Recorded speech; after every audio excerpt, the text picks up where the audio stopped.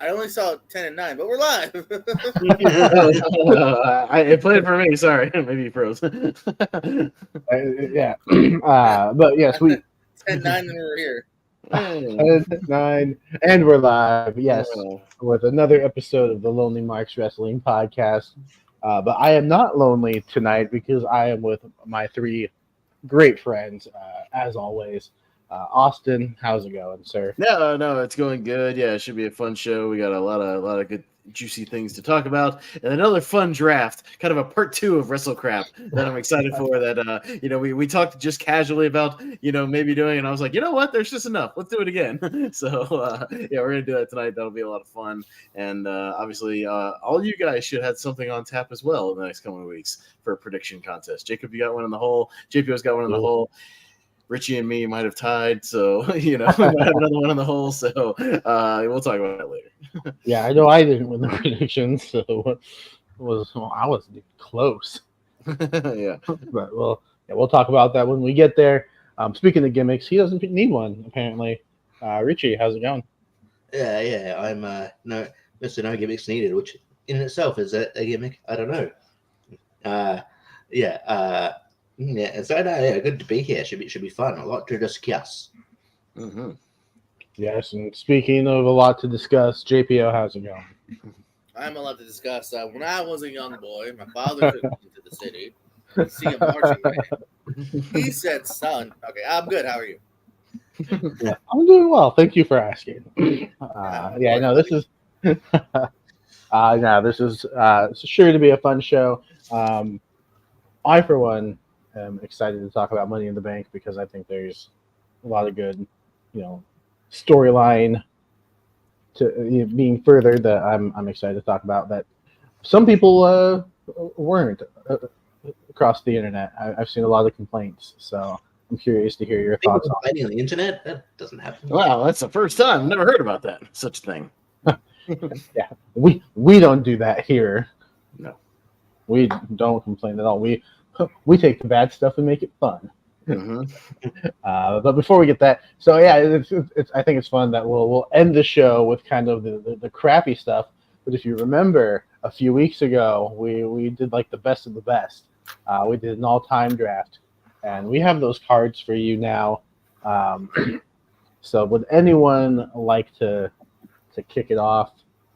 All right, JPO raised his hand. Yes. Nice and polite. I appreciate that. Yeah. I'm not if you guys want it, I can wait. No, it's all good. No, you go ahead. So yeah, we kind of did the best of the best here. I don't know about you guys. I'll try to do it quickly because I got a 12-match card. The way it broke down. On commentary, as a reminder, we got Taz and Tom Phillips. I think that's a good contrast of the straight man and the funny guy. James Mitchell, I'll talk about him later, and Todd Pengale is backstage in interviews. We'll talk about James Mitchell now because I think James Mitchell should accompany Darby Allin to the ring as he has a triple threat match with Nick Gage. So it's going to be hardcore. Nick Gage, Darby Allin, and the king of the death match, Matt Cardona. So that's your open. I don't know about your opener. I didn't really put these in order. But that's your death match of the night. And I'm going to give it to Matt Cardona, by the way, because he is the king. So got to have the king win. Randy Orton versus Ricky Starks, I think would be a tremendous match here. There's some contrast in these two styles, so you're going to see that theme a lot throughout the night.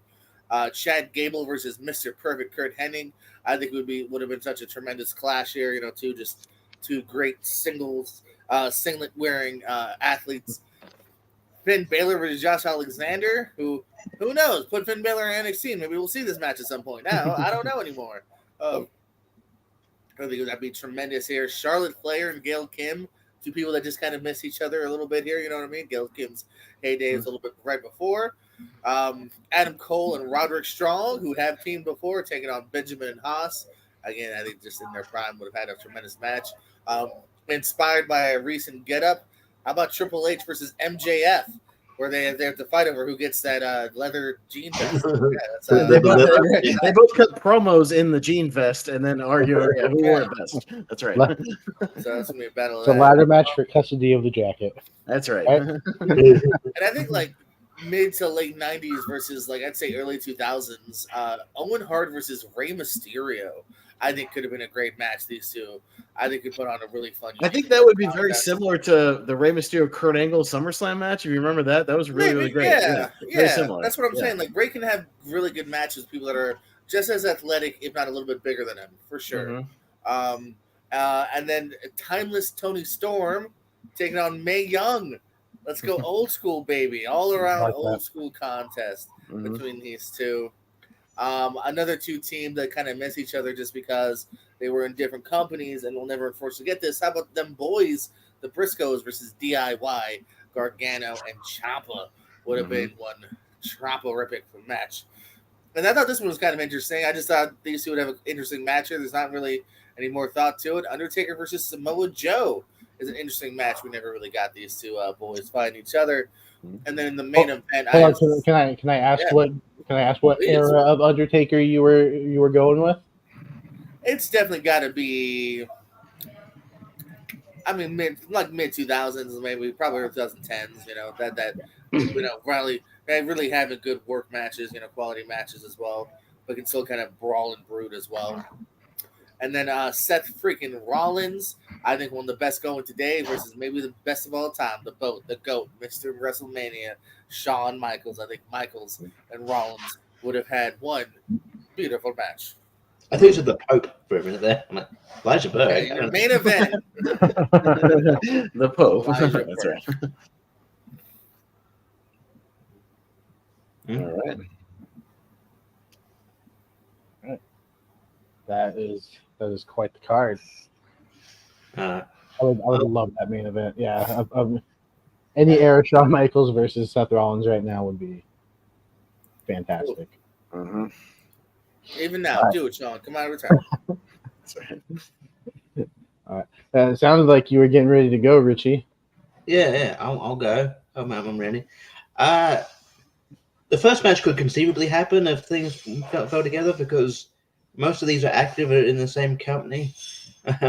My first match is a three-way tag match. You got Edge and Christian versus the Young Bucks versus Kings of Wrestling. I think Chris Heroes works backstage at the moment. So, you could piece that together. Just think it'll be kind of fun. And then a match I think would be a banger: Shingo Takagi versus Speedball Mike Bailey. Lord, give me some of that. And then the next one you got a meat match, but look, I'm going to give the other genders a gender opportunity. A female. It sounds weird. Female. Anyway, Bull Nakano versus Jordan Grace versus Piper Niven. Jordan Grace. Instead of chanting meat, do they chant roast beef? Is that what they chant?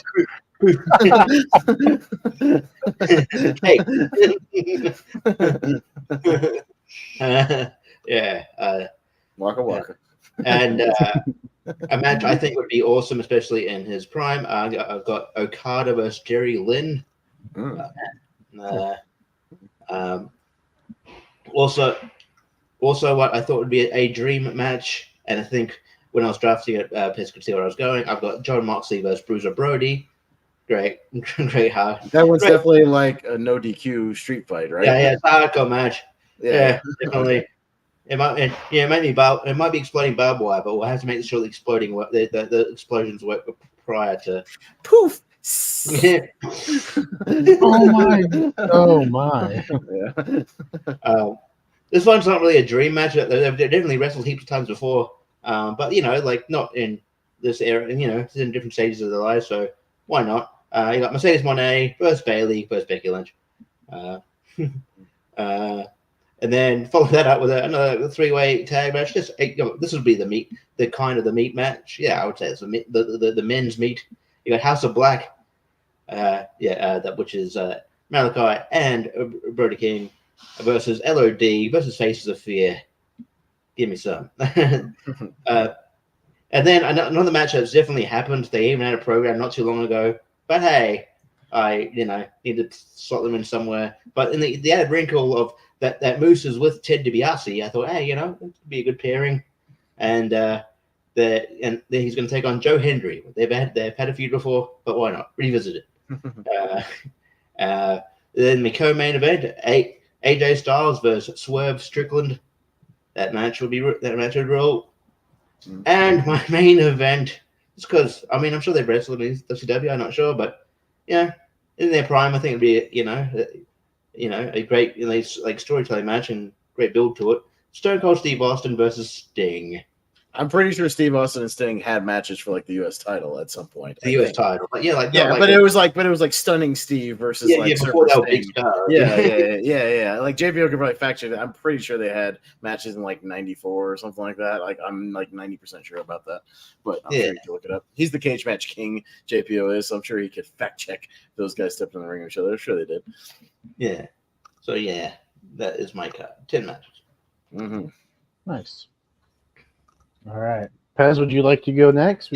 Sure. Yeah, I also have a 12 matcher here because not too many multi-mans, just a lot of singles matches I'd love to see for the most part. I got one 3-way. We'll get there. But it's a go-to every time I've drafted him. But number one, let's have Dean Malenko versus a high-flying guy. Dean Malenko versus Vikingo. I think he could be a great, nice base for that dude. Your buddy Vikingo, him doing his crazy stuff, Dean Malenko posting for him, always fun, and then putting him in crazy submissions. So great hot start. Number 2 is my scary mean guy match. We've got Umaga managed by Armando Alejandro Estrada versus Bam Bam Bigelow. So two big scary mean guys slamming into each other would be a lot of fun. And both guys who can move too for big guys. Yeah, two agile. Two very agile guys who do top rope moves and all kinds of great stuff. So that could be a lot of fun. Number 3, got Prime Steiner Brothers versus Prime Dudley Boys. Obviously, would be a great tag team encounter and a lot of fun. So I got those two. Number 4, I've got one guy who had a very famous feud against a dragon. Why not the original one? Nigel McGuinness versus Ricky the Dragon Steamboat instead of Brad Danielson. So versus the original Dragon. But Nigel and Ricky Steamboat, I think, will put on a banger, and theoretically could have even in like 2007, because even late era Ricky Steamboat was still awesome. And if he had squared off with Nigel even in his prime, that match would have still been great. Prime, those guys would have been good. My number 5, I drafted these guys just to see them beat the hell out of each other in their prime. Falls Count Anywhere, Terry Funk in his prime versus the Necro Butcher. Just let those two guys wail on each other with weapons and brawling and blood and just go crazy on each other. That'd be a lot of fun. Number 6 is a match that never actually happened, even though they both were in the same promotion twice. And it got built up to an ECW, never actually happened. So let's get Mike Awesome versus Rob Van Dam. Believe it or not, never happened. Got built up to an ECW, but RVD got hurt, so it never actually happened. Then Mike Awesome jumped ship to WCW, and then they were even in the same promotion during the Invasion era, but Mike Awesome did like little to nothing in the Invasion, and then they fired him. So they didn't even cross paths in the WWF around that time. So I think they could have had prime ECW, RVD, and Mike Awesome could have a great match. Let's have that. Number 7 happened one time in 1996, and they got like 7 minutes. So give them time in both their primes, and it could be even better. Chris Jericho versus Arn Anderson. They had one match in 1996 on a random Nitro. But it was like 7 minutes, and it was very early Jericho, kind of later Arn Anderson. But get those guys in their prime, give them some time. They could have a really great match. My number 8 is both guys that are still working. They just work in separate promotions and probably won't cross paths, unfortunately. Let's go Bryan Danielson versus Ilya Dragunov. Those guys would throw down and have a hell of an encounter, I think, and beat the hell out of each other. That'd be really, really great. My number 9 is just kind of a indie, style sort of showcase with 3 guys, triple threat. Let's go Yoshihiro Tajiri versus Konosuke Takeshita versus Christopher Daniels. That could be a hell of a 3-way match with some good stuff. So I'd really like to see that.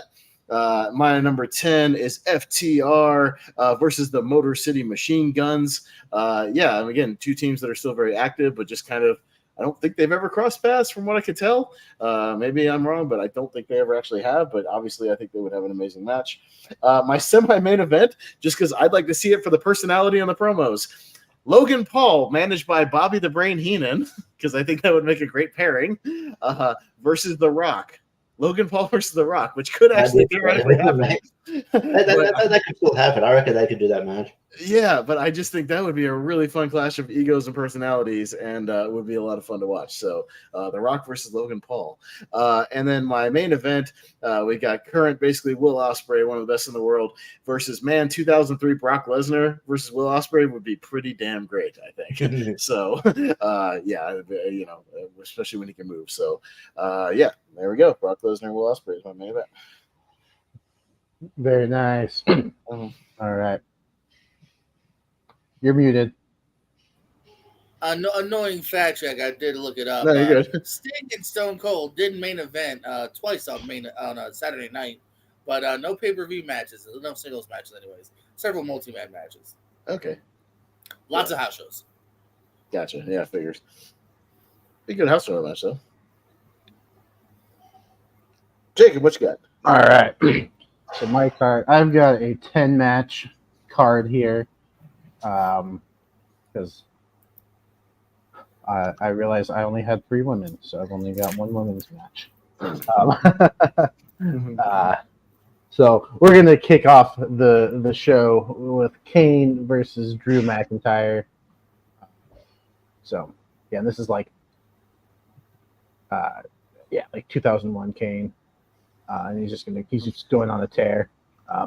Versus kind of like I want like the chosen one, Drew McIntyre, kind of like a young Drew McIntyre. I gotta know if they've ever been in the ring together because they have been in the same company at certain points. So. I think maybe like in Battle. Yeah, maybe JP definitely look that up. Nah. Yeah, I mean maybe a Royal Rumble. Yeah, the only thing, but Well, yeah, JP sure can fact check that. Drew McIntyre and Kane. I don't know, nothing. Oh no, that's something that has happened.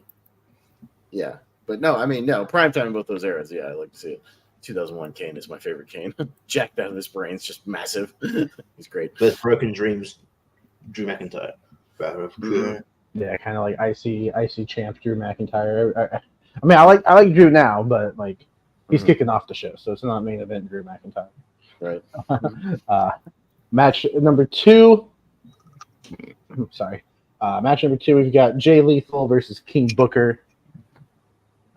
I think they could have a really good match. Make it Black Machismo versus King Booker. Yeah, that's a much more entertaining match. Yeah, like just character-wise, that'd be even more entertaining.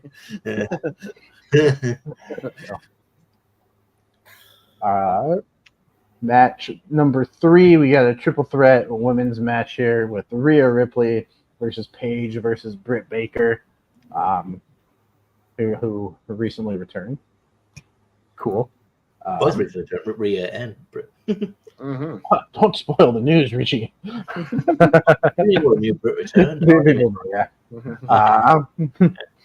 Match number 4, we've got a 6-man tag with the Wyatt family, Bray Wyatt, Luke Harper, and Eric Rowan taking on Death Triangle with Pac and the Lucha Bros. That may have been why I drafted all 6 of those guys for that match specifically. Match number 5, we're going to see Ric Flair versus Cactus Jack. I'm sure that match has happened before, but they work. They're great workers. So they've been fought in TNA. So that one I can confirm definitely TNA and WWE. I think. Yeah. So sometimes when we do these, you just got to go with what works. And I may have had other matches and then realized. I know Ric Flair and Mick Foley had a match at SummerSlam because Mick Foley was like, "It's going to be a shemazel." He basically said on commentary that he was going to have a shit match. What happened was I had Ric Flair and Cactus Jack in other matches, and then realized I made a mistake with another match, and like, oh, well, shoot. From what I can tell, I don't think they had a match in like prime WCW or anything like that, like early '90s. So yeah, in the early '90s, actually, that would have been really good. Yeah, we'll go with that era. Yeah, no, definitely. That's what I would do. I would go like 1992, Ric Flair versus Cactus Jack. That would work really well. Match number 6. It's going to be a chop fest, I'm sure. We're going to have Gunther versus Chris Benoit. I've done that match before. Oh, my chest hurts. Match number 7, we're going to have a fatal 4-way tag team ladder match with the Usos taking on the Hardys, taking on Owens and Zayn, and Fish and O'Reilly. I think those 4 teams, give them 20 minutes, and they're going to tear the house down. Mm-hmm. And then We love this so much. I've got a triple main event.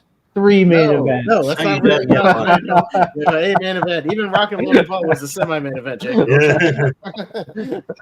The first of 3 main events. I think you just said that to irk me. No, you've got 1 main event, and I forgot to mention that Chris Benoit is now managed by Paul Heyman.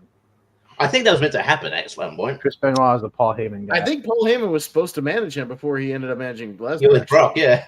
Yeah, I think that when he was going to come back from his injury after the neck injury, I think he was going to be. Yeah, we're going to make it happen now. Yeah. And by the way, Michael Cole and Corey Graves are on commentary, and Gene Okerlund is doing backstage interviews.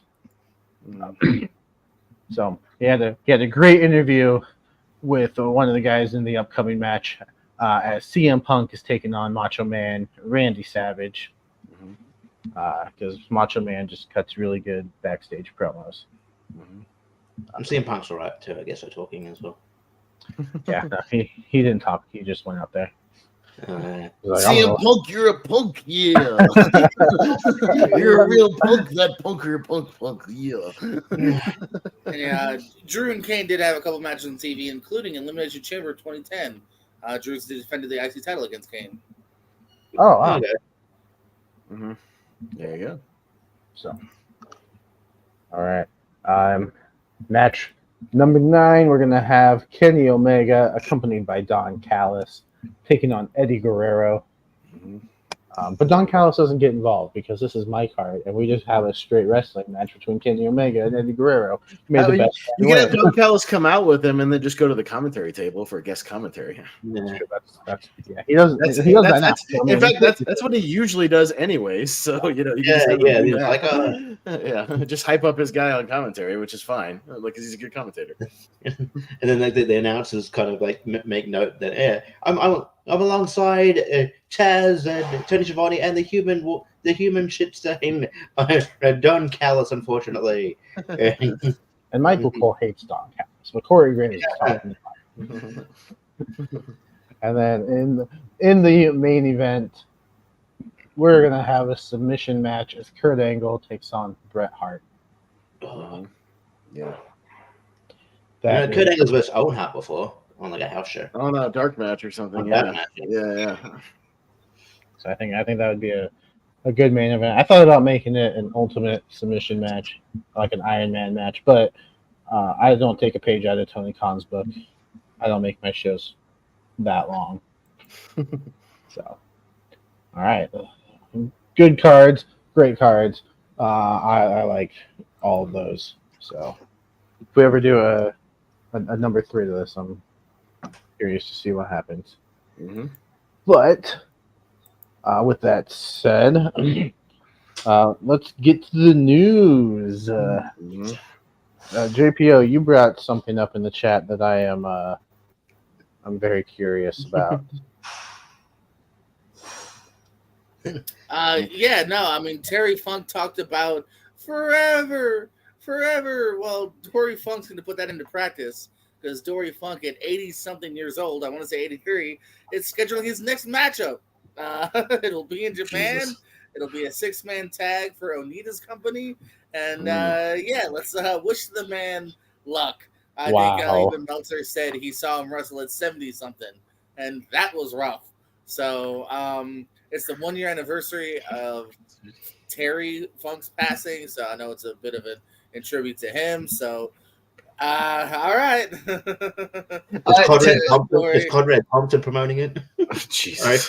I was gonna say, JPO, our boy John Davis, Florida wrestler, was trained at the Dory Funk, training school down there in Orlando. A couple other guys there. He did occasionally, I know, in the mid 2000s, kind of would occasionally lace up the boots, but it'd also be in a similar situation, like a 6-man tag. But he would come in, chop a guy a couple of times, tag back out. It wasn't a whole lot. Oh, no, I would have no bumping. Bang TV. Yeah, you can look those up. I'm sure there's footage of it. But I imagine it's going to be a similar situation. He gets the tag, he comes in, chops a guy in a couple of times in the corner, tags back out. Gets the pop and leaves. Yeah. So hopefully he's not trying to wrestle. Yeah, just do a whole lot. But still, anytime somebody of that age Yeah, I mean, I worry about people that age just going grocery shopping, much less wrestling, So I fear for their safety. I've seen some people in my Publix. Let's just say I worry for their lives just pushing around a cart, much less stepping in a wrestling ring. So please don't die, Dory. Please. That's gonna be the first. That's gonna be the chant as he's making his entrance. Please don't die. Please don't Please die. don't die. Yes. So some people that age should just, enjoy retirement, just chill at home. You don't need to wrestle. You don't need to run you don't need to run the country. Yeah. Just go to the occasional wrestling convention, sign some autographs. We still love you. It's fine. It's all good. He's what, like 83 or something? Yeah, like Jay that. said what, 83. Yeah, dude, come on. That's insane. You trying to set a record? Like, what are we doing? You trying to be Gypsy Joe? Like, what are we doing? Gypsy Joe was 112. You was over when gas was 12 cents a gallon, as New Jack would say. You were over when Moses was handing down the Ten Commandments. Your social security number is 1. Yeah.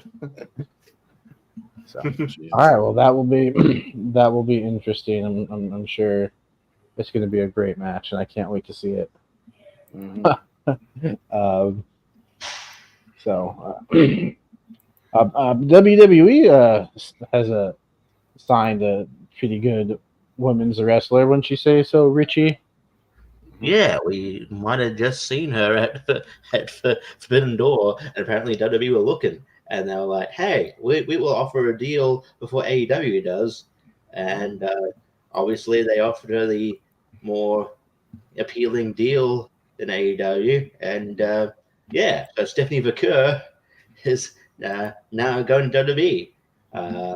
So yeah, it's like I sort of put in the chat that it was a rumor, and then like about 5 minutes later, Shawn Michaels sent out a tweet going, "Welcome to WWE family." Okay. See you in Orlando. So yeah, I'm assuming she'll be in NXT very soon. Although on one hand, it is weird to see like the people who are very, very good go to NXT, but like it is cool that that these sort of young people get to work with like someone that talented as well. So I'm looking. I did up until like the Forbidden Door, didn't know much about Stephanie McCure, but I'm looking forward to seeing her more.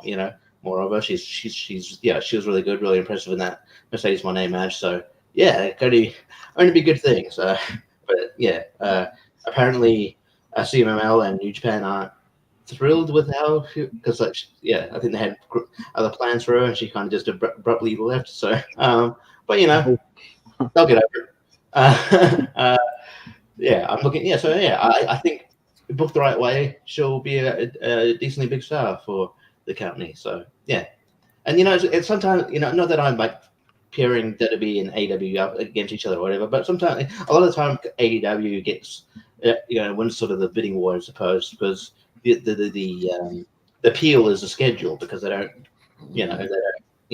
wrestle as often, and people you can see family, you can do more stuff, but and so sometimes AEW wins out. But it's cool WWE wins sometimes.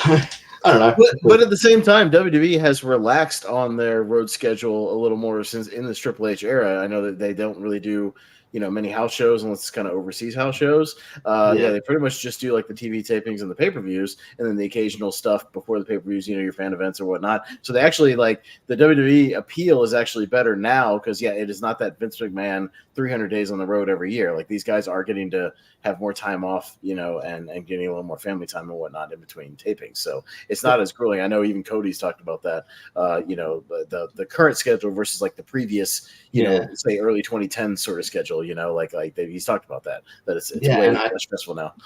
And I mean, obviously the appeal too is like a bigger platform numbers that they're going to be on Netflix next year. I mean, Raw is at least. So the idea of that, seeing a little eyes on there, that'd be definitely appealing. Isn't NXT going to the CW, or did I hear that wrong? Is that they might be, but but if I'm just talking like in the future, if like right, it's called up to Raw or whatever. Yeah. I mean, that's still decent for NXT. So this is really good. This is a good thing. But yeah, I mean, there might be another acquisition, should we say? But I might talk about that later. That's more rumored. But yeah. But yeah, the Stephanie Vacura is really good. So I'm looking forward to it. That's what I thought. I thought I saw like a tweet or something about that. But hey, CW is still one of the primary like digital networks, at least over here, Richie. Like as far as like the free, like one of the primary Fox, CBS, NBC, CW, like one of the ones you can get free over the air. Like you don't even need cable to get that network. So it could even theoretically just appeal to an even broader crowd. And even CW has an app, like you can watch programming on there and stuff like that. So it's a bigger network than USA. I mean, USA is a pretty big network as well, but at least they're even just coming on to basic cable rather than expanded cable. So it's actually not a bad thing for NXT. Well, right before the show, I was using a VPN and going to CW so I could watch old episodes of Penn and Teller full us on CW. Oh, okay, there you go. So yeah, I can see him putting it on there, and promoting it. Yeah, there you go. So I'll be honest, I don't know much about Stephanie, so I'm very curious to watch her in-ring work. JPO, do you have any thoughts on the signing? No, I mean, outside of Forbidden Door, not too familiar with her. She's rose pretty quickly through those CMLL New Japan rankings. Gone from, brought over to like a full-timer to a top-tier person. It sounded like pretty quickly here. She had a good performance at Forbidden Door. Interesting that obviously you would think AEW might have been interested as well, but WWE had the bigger, better offer, it sounds. And good luck to her. Hope her well. And I did think it was a little unfortunate though. This sound like she's vacating the titles, which I think is kind of shitty business. But I don't know if there's a reason behind that or not. Yeah, we'll be curious to see when she debuts and how they book her. So, interesting. Speaking of women's wrestling, and we had a pretty big return on Monday night. Dominic Mysterio finally gets a pinfall victory over his father, and he's celebrating with Liv Morgan, and he looks into it, and then the music hits, and Rhea Ripley makes her return, and yes, she's angry, she is pissed. Liv Morgan just took off. She booked it. I, for one, didn't think Rhea was going to be back this soon. I'm not very familiar with like injuries and recovery times. So what do I know? But she is back. Probably we're starting that build to SummerSlam. Liv versus Rhea for custody of Dominic. Hey, can we bring back the old school shark cage and put Dominic in like a shark cage above the ring, and then he has to sit there and watch them from a shark cage, all Jim Cornette or something in the 80s. Like I think that would be interesting. My only issue with the shark cage is that the person in the shark cage always still gets involved. Yeah, because they always like throw gimmicks down, like someone would throw like a brass knuckles down or something from their pocket. Do something. I don't know. I just think it'd be funny to go really old school with it. Hey, Dominic on a forklift. I'll let Julie back. The first person to get him down wins. Dom looks skinny enough that he could probably just slide through the cage anyway. Yeah, just get out. Like, hey, all right, but. Pez, what are your thoughts on the return of Rhea Ripley? No, we have, funny enough, two storylines where two people who are off TV for a while are even more over because they haven't been on TV. Isn't it kind of fascinating? Both Roman Reigns and Rhea Ripley are even more over without being on television. The Roman Reigns is completely over as a babyface. He has not made one appearance since WrestleMania. People are chanting for him. They're ready for him to come back. He's going to be a massive babyface. Rhea the same way. They turned her injury into a great storyline where she was more over even without being on television, and people just being like, "Oh shit, well, Liv's doing it again. Mommy's going to be pissed. Mommy's going to be pissed." Like keeping her in that brain, and basically keeping her on television without her physically being on television. It's actually really great storytelling. And she got the pop obviously that she deserved. It was kind of a welcome surprise. We all knew she was coming back at some point. But yeah, maybe sooner we all thought, hey, some people are really great at rehab. Maybe they're really good and they come back early. Remember John Cena at the Royal Rumble? Nobody saw that coming. Dude sped it up and made it happen. So yeah, I mean, obviously this throws another wrench into SummerSlam and a good one as far as we could be getting that Live program even sooner. Not to say that they have to just have a one and done. This is one where I think they could have several matches and extend the program out, even beyond that, and it would be okay because they built up enough with it. So, the promos over the next couple weeks should be interesting and everything. So, and see how it play out. There was that one moment that was going around. It was a backstage thing with Judgment Day. It was Dominic that was there. Something about something being hard, and then Carlito goes, "Looks pretty hard to me." And he's like staring at Dominic, and he's like, "What are you doing? Shut up!" Like it was a great little Carlito moment. Just like Carlito just the best. Yeah, Liv was getting. Liv was. It was sort of akin to. You remember like I think it was like in 2000 when Trish was asking for like some wrestling moves to Triple H. Triple H some wrestling moves. So like Liv was doing some stretches with Dom, and then they all appeared around the corner very cartoonishly, and he was like, There's in the wrestling group they took a screenshot of that and they said caption this. So I'm sure there will be some memes coming. It's very around. like Three Stooges, like peeking around the corner one head at a time. No, I don't mind when wrestling is kind of cartoony like that and fun because you can get away with that. I like Brian's comment. They could have Rhea versus Liv back to back with the announcement of Bad Blood. Yeah, no, they could do a Bad Blood match as well, and keep it stretched out because August, September, October, it's not that far. So I mean, you could have an initial match and then build up to some kind of stipulation, Bad Blood or something like that. So easily do that. Yeah, because I'll be honest, I think Liv takes the first match. I think if they build a SummerSlam, I think Liv with the help of Dominic maybe takes that first match. But we can talk about that later when we get there. JPO. Your thoughts on the return of Mommy?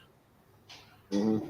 It's been fun storytelling here. The whole Liv come up in here. I think it's one of those weird silver linings. Obviously when Rhea got hurt, it was a bit of a bummer, but I think it's led to giving Liv a shot, having her have a lot of fun here, and now I look forward to the future storytelling. Like you said, I could definitely see Liv getting that first victory. Whether it's Dominic or I still don't trust Finn, so. Mm-hmm. Yeah, he still takes.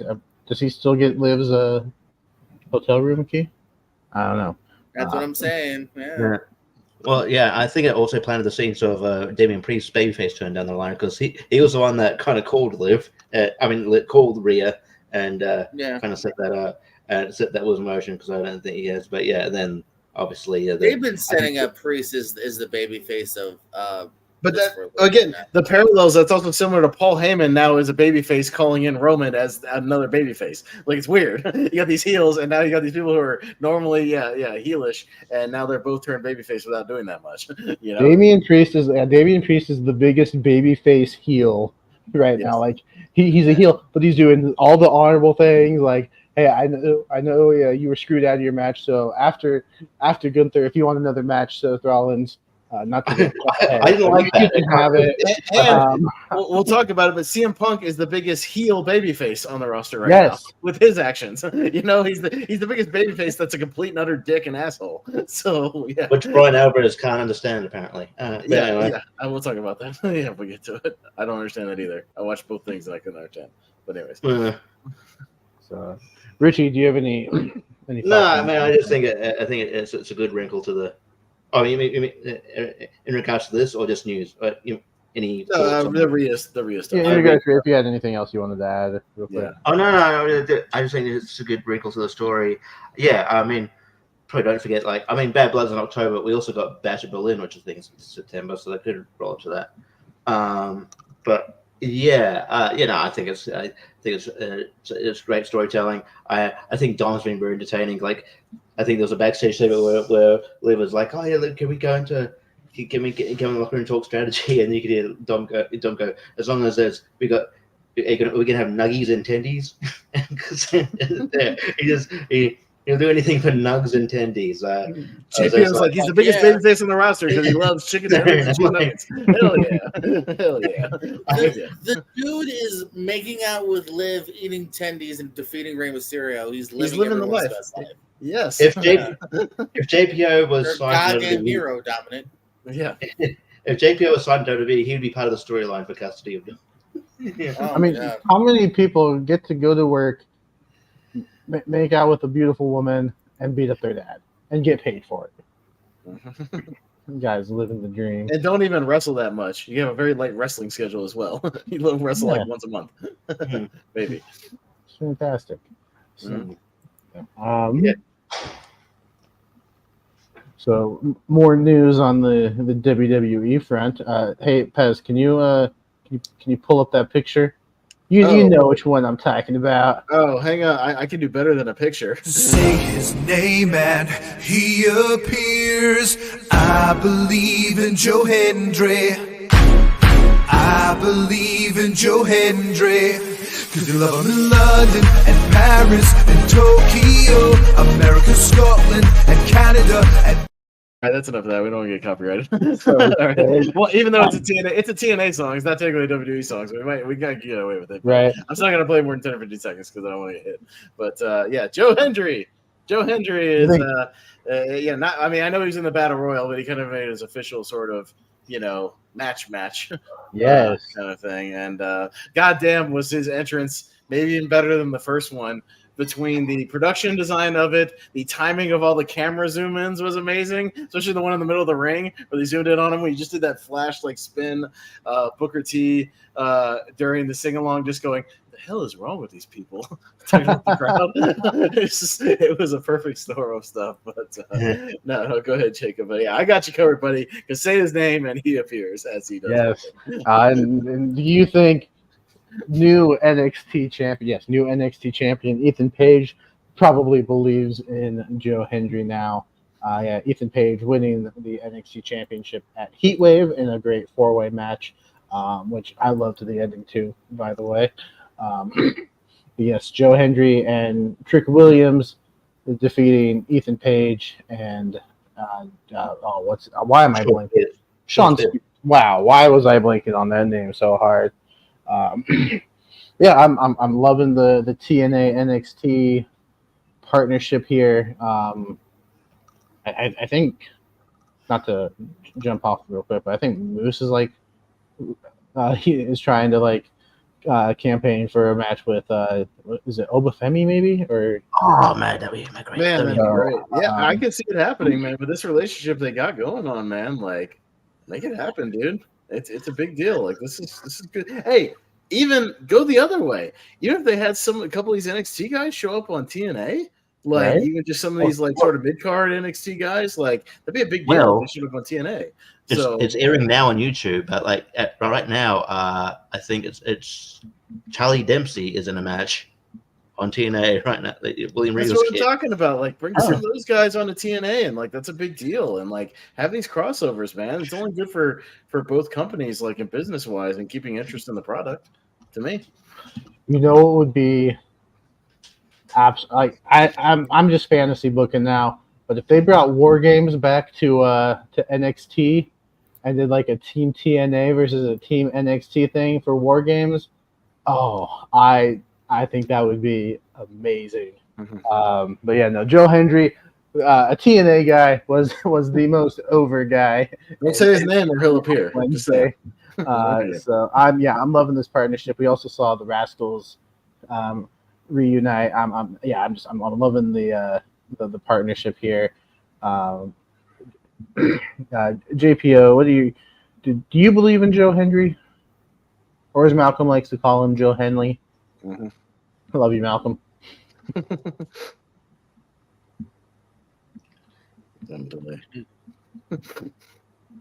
you believe, JPO? I do believe, yes. No, this is a fun time that we got going on right now. Other than Joe Hendry, we also had the Rascals coming out to give Wesley some props and motivation. Zach Wentz, who was former Nash Carter, tag team champion with him, returning on NXT television here. In fact, I believe that's who's fighting Charlie Dempsey tonight on TNA, is Zach Wentz. So, and it seemed like they were saying, they didn't just say, hey, we're just here to motivate you and then fuck off.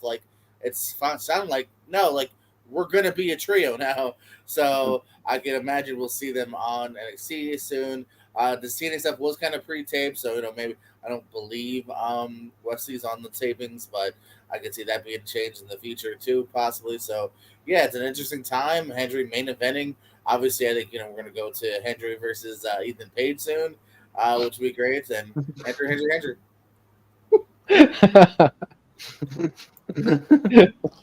Richie, do you believe? I believe in Joe Hendry. It's my favorite religion. Yeah. And I believe in Joe Henley as well, and my favorite women on NXT, Fallon Hendry. Yeah. But yeah, no, it's it was fun. I'm looking forward to how this TNA NXT relationship evolves. So yeah, I think it could only be like, up from here. Yeah, and then the Rascals thing, yeah, that was kind of cool. Yeah, I think they're going to be facing Gallus next week, so that will be a lot of fun. But yeah, Yeah, I agree with Brian. I think it's almost a given that at this point, Joe Hendry popping up in the Royal Rumble is almost a given. I think that would be amazing. Just the entrance alone for him popping up in the Royal Rumble. I mean, come on. Let him come in at like number 15. There's still like 8 or 9 people in the ring, and they all just stop and watch. Just stop and look at him make his entrance and watch everybody sing along. He does his poses and he gets thrown out. He doesn't have to like do a lot in the Rumble. Just be a moment. It could be a moment, and it's fine. Like I would be totally fine with that. I reckon whoever the TNA champion is, like the world champion, will be in the Royal Rumble. Just the idea of the world championship, the TNA world championship on WTV. I think that'd be interesting. It could happen. Yeah, I could see it. Whoever the Knockouts champion is. Yeah, that's happened several times already. That's happened with given. Yeah, James and So yeah. Guys, do you have any thoughts on the relationship here? No, I mean, again, yeah, I just think it's good for business. Yeah, any of those, even just, those kind of mid-card TNA guys, like bringing them over. It's a big deal in NXT. If you just bring those guys over, they're already kind of a big deal, big star. They can main event in NXT, and it's perfectly fine. I could definitely see some future crossovers with the NXT people. I mean, could you imagine Trick Williams going over there and doing a match, against somebody? Like, that could be great. The amazing thing is it's all in Florida. So, like, it's very easy for them to do these crossovers, even just logistically, with them all being in basically the same region and whatnot, to have all these crossovers and make it happen. Like JPO said, a lot of it's pre-tape, so you can get these guys in, do some pre-tape stuff, and vice versa with the NXT stuff. So I think it's kind of a given. We'll see way more of that in the next 6 months to a year for sure.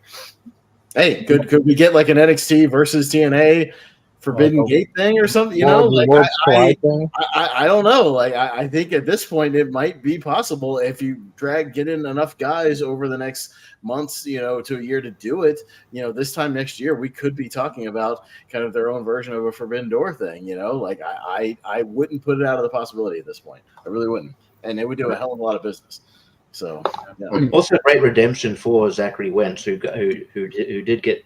Who did get unjustly fired, because I feel like he was dating somebody who kind of accused him of stuff which she later kind of almost retracted. So it's a great redemption story for him. So I'm glad, I'm happy for him as well. So that he's back in the fold and off of the stand. Gave him a welcome back chant. Mm-hmm. So, any more bits of news that anyone wants to bring up? There's the other thing I alluded to was more like a rumor, but there's a rumor that, because remember there was a rumor like a while ago that it's almost a given that Motor City Machine Guns were going to AEW, but they haven't come in yet. That's because they're also talking to WWE, and it looks like they might be more. Motor City Machine Guns has finished up their indie dates, and so that indicates that they've agreed to terms of one company. So, but then there's an idea that they might have agreed to terms with WWE. So we'll sort of we'll have to stay tuned on that one. But I like the idea of Motor City Machine Guns WWE is intriguing. But yeah, especially with the NXT TNA thing, it'd be funny. Like they've just left TNA, and then they'll just be on the NXT side of things. Yeah, I like the idea of that happening. But yeah. Mm-hmm. I love the Machine Guns, so I'll watch them wherever they go. Yeah, AEW makes sense because there's a lot of good match possibilities there, but WWE makes sense too because there's a lot of great matches there. Machine Guns versus DIY, New Catch Republic, whatever they're. I heard a rumor that Tyler Bates. He is injured. Yeah, he. It's not a rumor. Okay, so he is injured. Yeah, he tore his rotator cuff. I think a cuff off the bone or something. He's going to be out for a while. So Pete Dunne's just going to be a singles guy for a bit. Mm-hmm. Turn back with Sheamus. Give them if they're not going to do anything with Sheamus. Well, they teased it on Raw. It was Pete Dunne versus Pete Dunne versus Braun Breaker, and then Bronson Reed. Oh, Bronson Reed, yeah, Bronson Reed. Other Braun. The other Braun, yeah, and then Braun Breaker faced Dragon, and then right? Yeah, he did. And then Bronson Reed was attacking him after the bell. Sheamus came in to save him, but then like it didn't look like Pete Dunne was appreciative of his help, so they're kind of, I don't know. We'll see what happens there. I mean, I'm also not against Pete Dunne versus Sheamus. Them wailing on each other, yeah, I'm fine with that too. Either one, what do you want to do? I'm fine with that. It's a good mid-card match at SummerSlam if they want to build to that. So no, but the Machine Guns, yeah. If they're on their way to WWE, there's a number of matches I would love to see. Sorry, I've been super sick, so my voice is kind of whatever. Pez, are you on board with the Guns coming to WWE? Dude, yeah, I'm on board for whatever, anything with the guns. More guns on my television, please. In more ways than one. But yeah, no, get them in either company, and I'm fine with that. It opens up all kinds of possibilities. I really think WWE could kind of use it more than AEW. I think AEW's got enough tag teams, tag team division to where they're good. I would like to see them spice up more of the WWE division because I think WWE has some good tag teams, but they don't showcase it that much. I mean, how many tag team title matches, JP, have we seen on pay-per-view in the last 6 months? Not that many, right? With these 5-match cards, it's like, can we not get that 6-1 and let it tag team showcase? For sure. That's what I mean. Like, and we've been talking about, can we have 6 matches? You got plenty of time and give us a 10, 15-minute tag team title match. Is it that much to ask? But I think the Guns, if you brought them in, would elevate that and maybe finally get them over the hump. I don't know what it is they have against tag teams right now. I mean, they're doing title changes on paper or TV instead of pay-per-view. I don't understand that. I don't understand why you couldn't have had that DIY title change on Money in the Bank. Like, give those guys 12 minutes and let them have a good match. Like, that's kind of baffles me. They always tend to do the like those tag title matches on the Raw or SmackDown before the pay-per-view, because obviously the title change of the Judgment Day and against Awesome Truthers on Raw and not the pay-per-view.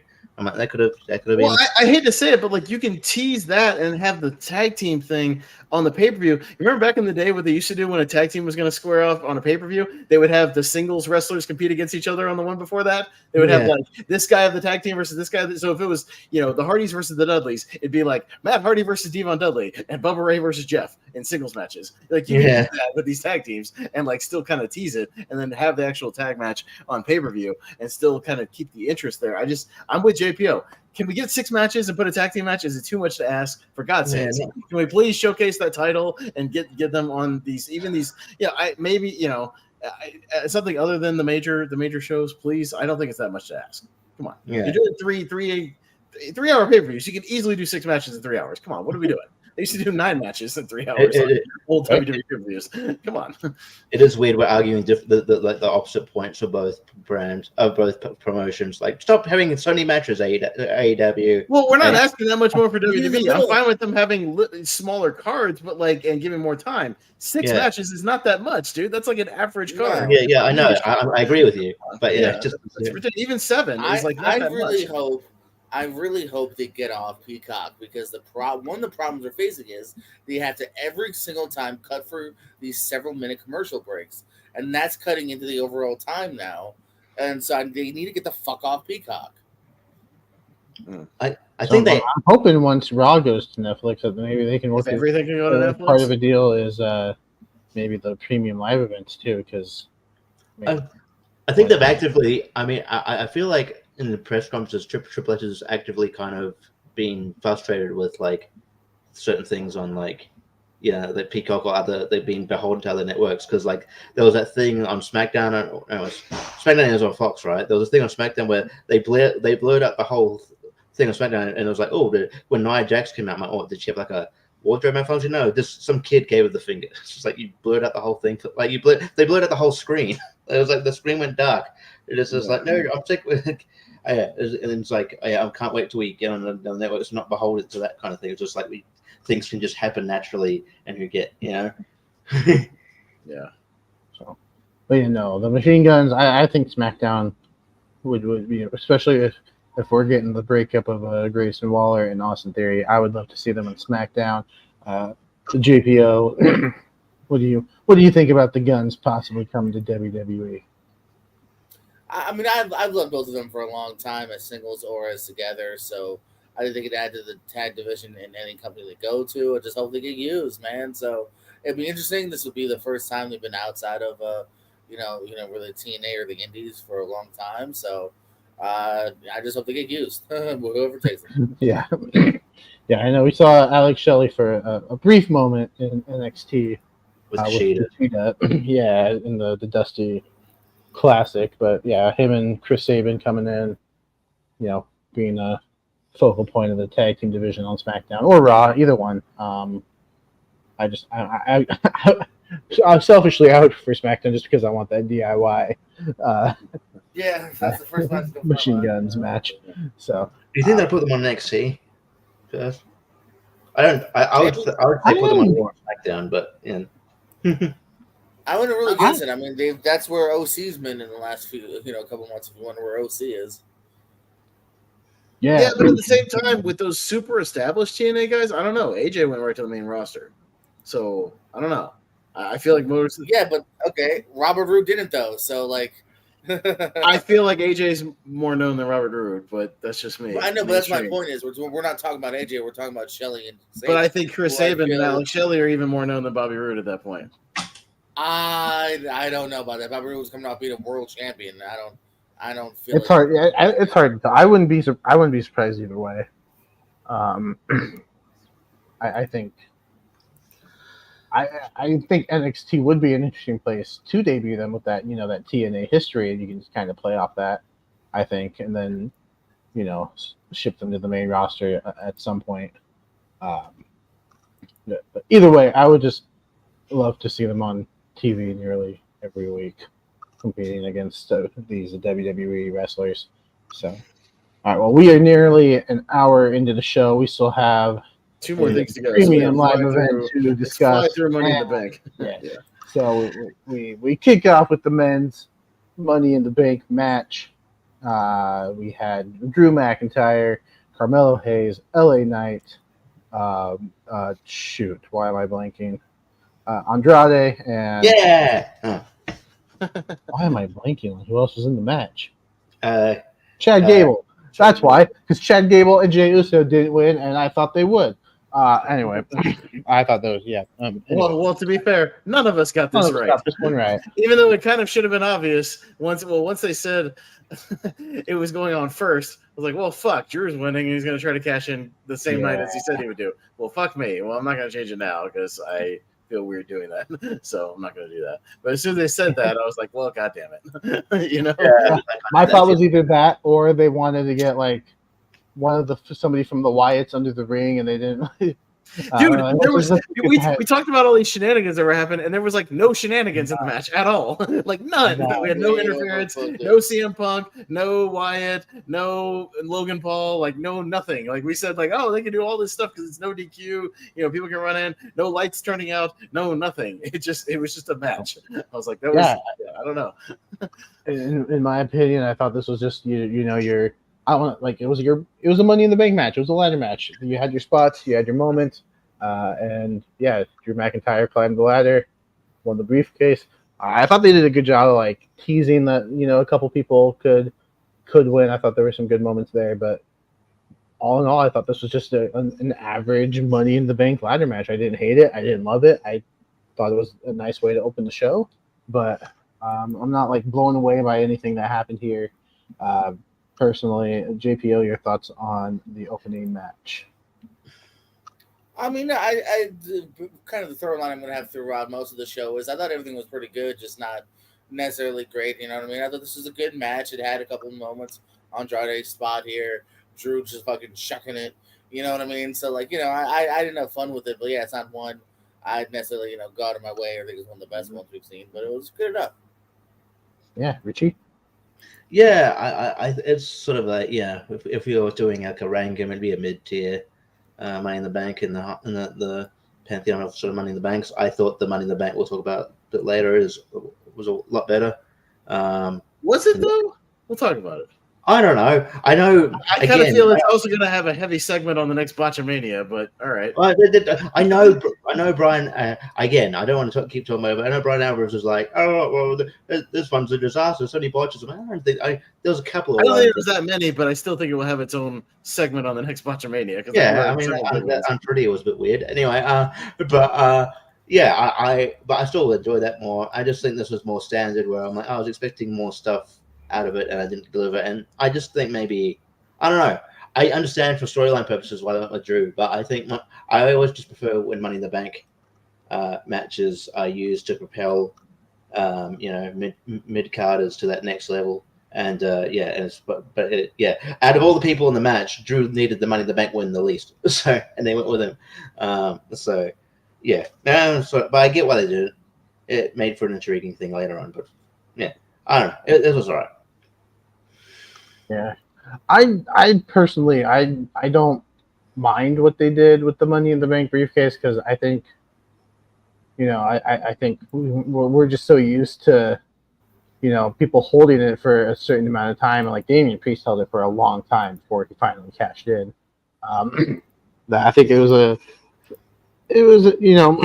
nice to see them do something different with it. At least on the men's side, we've seen women cash in the same night several times before. But Pez, what were your thoughts on the opening match? Yeah, I mean, storyline wise, I'm kind of mixed on it, because like you said, it is always fun when somebody gets it and cashes it in like the same night, especially at a WrestleMania, when they used to do it at WrestleMania. If you remember, where they used to do that, and there was always that thing of like, hey, could that person who just won it, in the opening match, cash it in, here at WrestleMania, that sort of thing, or just cash it in almost immediately, and there's that immediate threat. I mean, I think it did play into the match we'll talk about later, both in a good way and a bad way, obviously, from the production side of things. But yeah, at the same time, I was almost like, are you going to use this to again do the Drew CM Punk thing? I think we've had enough of them screwing over each other outside of it that we didn't necessarily need it, for this time. Or again, if you're going to do the CM Punk thing, use him to screw Drew out of getting the Money in the Bank thing, and then still have somebody else win it, and you can still have him complain about the Money in the Bank stuff. I don't know. So I'm mixed on it. I get why they did it, but at the same time, yeah, I would have liked to seen somebody like Carmelo or even Gable, be elevated with it. I mean, there was good spots. Gable is very scary strong, as we've seen. He's got that farm boy strength. Herking up LA Knight and the belly to belly on the ladder over the ropes was great. Some of his big suplexes were really good. Andrade has some good spots. But yeah, I mean, it's a good one. Not one I'm going to go back to, anytime soon. Yeah, no, I agree with that too. Excuse me. All right, and then in our second match, we had for the IC title, Sami Zayn versus Braun Breaker. I thought this was a pretty decent match. The only quarrel I have with this one is the finish. I mean, it kind of feels like it just, Sami Zayn won Haluva kick and Braun was down. I mean, we've seen people kick out of the Haluva kick before.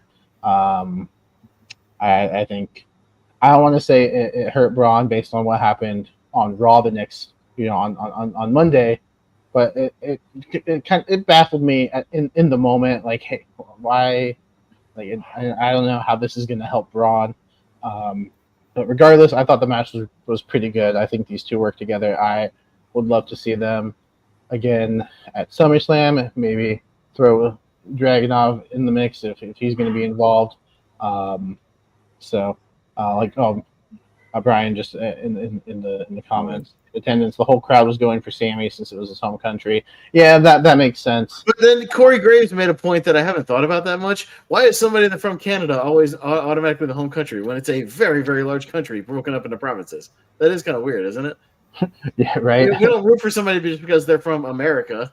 There's a lot of places in America, unless it's like an 80s, like American guy versus Japanese guy or something, old school thing. Like, we don't root for them just because they're America.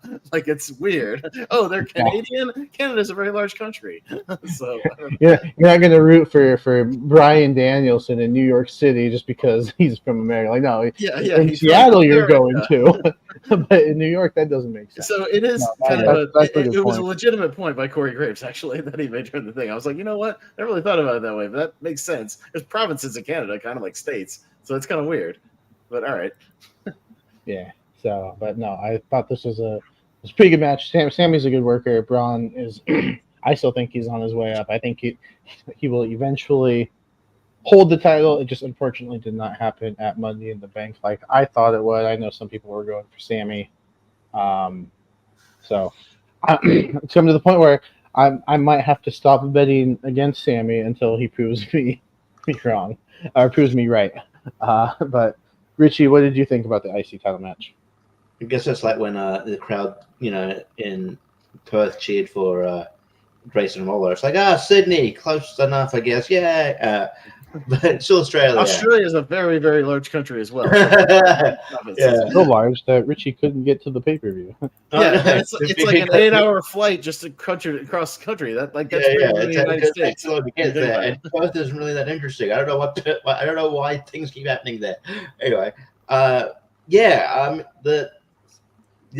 match itself was good, but I was sort of a bit baffled by the finish, because you build Braun up as this like intense sort of like badass monster, and he loses to one haluva kick. I would have if he lost to a few haluva kicks, but cool, all right, I can buy that. I just and I just hope that and I'm glad Sammy cut that promo on Raw, but don't call him an underdog anymore. You can't call someone an underdog when he's pinned Gunther and Braun Breaker. You're not an underdog. Yeah, you weren't an underdog. You weren't an underdog the moment you won the tag title. They should have stopped that shit when he won the tag titles at Mania. He's not an underdog. Just because I feel like the undercurrent of that is he's small, and he's not supposed to be these big guys. But no, Spike Dudley's an underdog. He never beat anybody. But Sammy's a great wrestler who wins a lot. He's not an underdog. I get okay. But I hope maybe see Braun winning at some point. But I thought maybe this would be a good heel way to do it. But I don't know. Maybe SummerSlam, because obviously that feud must continue. SummerSlam, maybe they. I don't know. I thought obviously they're putting the feud between Kaiser and Sheamus on hold because Kaiser's injured. And they're pivoting to Bronson Reed, but I thought maybe he would get involved in the sort of story, but that's probably on hold for now. But guess Bronson maybe SummerSlam, but like you said, don't know if to bet against Sammy at this point. But I good match, didn't like the finish. Pez? Yeah, it was a decent match. Yeah, my real qualm was with the finish as well. I think they played up enough aspects to where you could have done something with it in the finish. The whole match they were talking about how Braun's a little more of the new guy. He's still kind of got this fire behind him, but Sammy's the veteran who's been wrestling forever. I think you could have played that into the finish. Maybe Braun makes a mistake. And Sammy capitalizes on a mistake, rolls him up real quick, gets a quick cradle or something like that. Or Braun's always talking about this momentum. It's 23 miles an hour. He could have run into the post or something. Maybe he misses a move. Maybe he's running so wild that he knocks himself out or something. And Sammy capitalized again. You could have played into that with the characterizations that you're going for and have Braun make a mistake or get too overzealous, too quick, something like that, and just make a mistake, and then he could play into that in promos later. I made a mistake, but next time I'm not going to make that mistake. I'm going to be more methodical or whatever. Sammy just used his instincts and his veteran nature to get the win. I think that would have been a better finish than he hits one hell of a kick and wins. I'm not gonna say it makes Braun look weak because Braun looked good in the match. He still looked very strong. So I don't think he looked weak, but I would have just done the finish slightly differently. Have Sammy just use his veteran instincts to somehow capitalize on Braun. And if he still wanted to get a clean pin, but he could have gotten a quick clean pin, something like that. That's all I would have done. Yeah, no, I agree. JPO, your thoughts? No, kind of a lot of the same qualms that you guys had here. I mean, these are both very talented, so technically a decent match, but I think underwhelming. One, I'm sorry, I think the wrong kid died. I think the wrong guy won. I don't think the juice was in Sammy retaining again. I think going with the monster would have been just a much more interesting thing. I think we're still just maybe end up being there anyway at August, and we're just drawing this out, which I think is sometimes unnecessary. I think the finish is kind of okay. I think Pez has described a couple different ways that it might have been a little bit more impactful than just simply, Sammy hitting a good kick and then that's the end for you. Yeah, like I said, this kind of left me a little a little underwhelmed both in the match and then also the outcome. Yeah. All right, and then following this match, your Money in the Bank hostess comes out, Trish Stratus, to introduce John Cena. John Cena is in attendance, and he announces Who already has his retirement merchandise printed and ready to go. Yeah, I'm like, dude, wait to go. I said on the stream, I was like, wait a minute, won't you see me? Oh, he's about to retire. Like I said it out loud. I was like, oh, Yeah. he's about to retire. You rare the fuck goodbye. Yeah, all of us on the stream that we thought like he was announcing his retirement, like, hey, I'm done. I'm not going to wrestle anymore. But what he ended up announcing was that 2025 will be his final year. And then later on in the press conference, he kind of elaborated on it a little bit. I think he's got something like 30 to 40 dates that he's going to work. Which Brian Alvarez did make a good point. He was like, "That's more than MJF has worked in the last 3 years combined. More matches, right? He works 30 matches." I'm like, "That's not. Is that really being like a part-time, semi-retired guy on his retirement tour? That's more than Bryan Danielson's gonna work. Like probably this next year. Go do Peacemaker. Finish season 2 of Peacemaker, which by the way, fucking good to hear.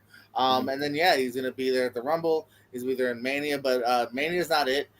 He will go past Mania. That just will be his last Mania. And very vague as to when the last end is. No hints as to who it is either. He kind of very much sold it as whatever the writers kind of come up with. You know what I mean? In a way, is kind of how he sold it. Like, I'm here for the journey. So I'm sure he'll do house shows. I'm sure he'll want to get, another maybe MSG in if they're going to do that at some point in the year, stuff like that. Well, even Punk in his promo on Raw alluded that he would like to have one more match with Cena. Punk did it twice. Punk did it at the press conference too. So So that's definitely probably one that's on the table. I'm pretty sure. Well, don't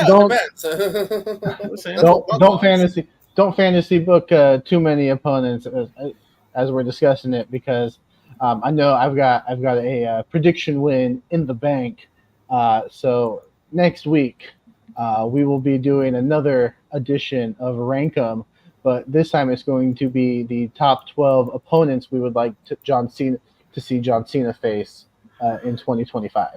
Cool. Because I was about to say Randy Orton's a given, but anyway, cool. It could be rematches. It could be first-time matches. It could be if you want to see him, team up with somebody to take on the tag team. Maybe anything is on the board. But we'll try to find a fifth. So next week, we'll fantasy book some opponents we'd like to see. Sure. Pez, thoughts on Cena's retirement? Yeah, no, I mean, again, it is weird to be like, hey, I'm retiring 18 months from now. That's a little strange. Again, we thought like, oh, he's retiring in the next couple months, or hey, maybe I'll make a few appearances and then like WrestleMania will be my retirement. I think that would be a tad more appropriate. Hey, let me go out with one big WrestleMania match or something like that. Hey, I'm gonna be at WrestleMania. I don't mind the way he did it. He's kind of leaving it open ended, and he's just saying 2025 is it. That's the retirement tour. I'm surprised it in July though. I would like save that for December. Like, by the way, guys, this is my last year. That's what I mean. But that's what I mean. Like, and if you're gonna say 25 is your last year, do it either at the end of 2024 or the beginning of 2025, and be like, hey, this year's the last time you're going to see John Cena in the ring. Like, that's fine. But like, it's just strange. Yeah, this far out, it kind of came out of nowhere. But yeah, I mean, he was ready to go. As we pointed out, and Brian pointed out, the retirement merch is already ready to go on WWE Shop for the last time is now, or whatever, all that kind of stuff. You won't be able to see me, all that shit he was wearing. It's fine. I mean, it's more interesting to see like who he'll lace it up with again.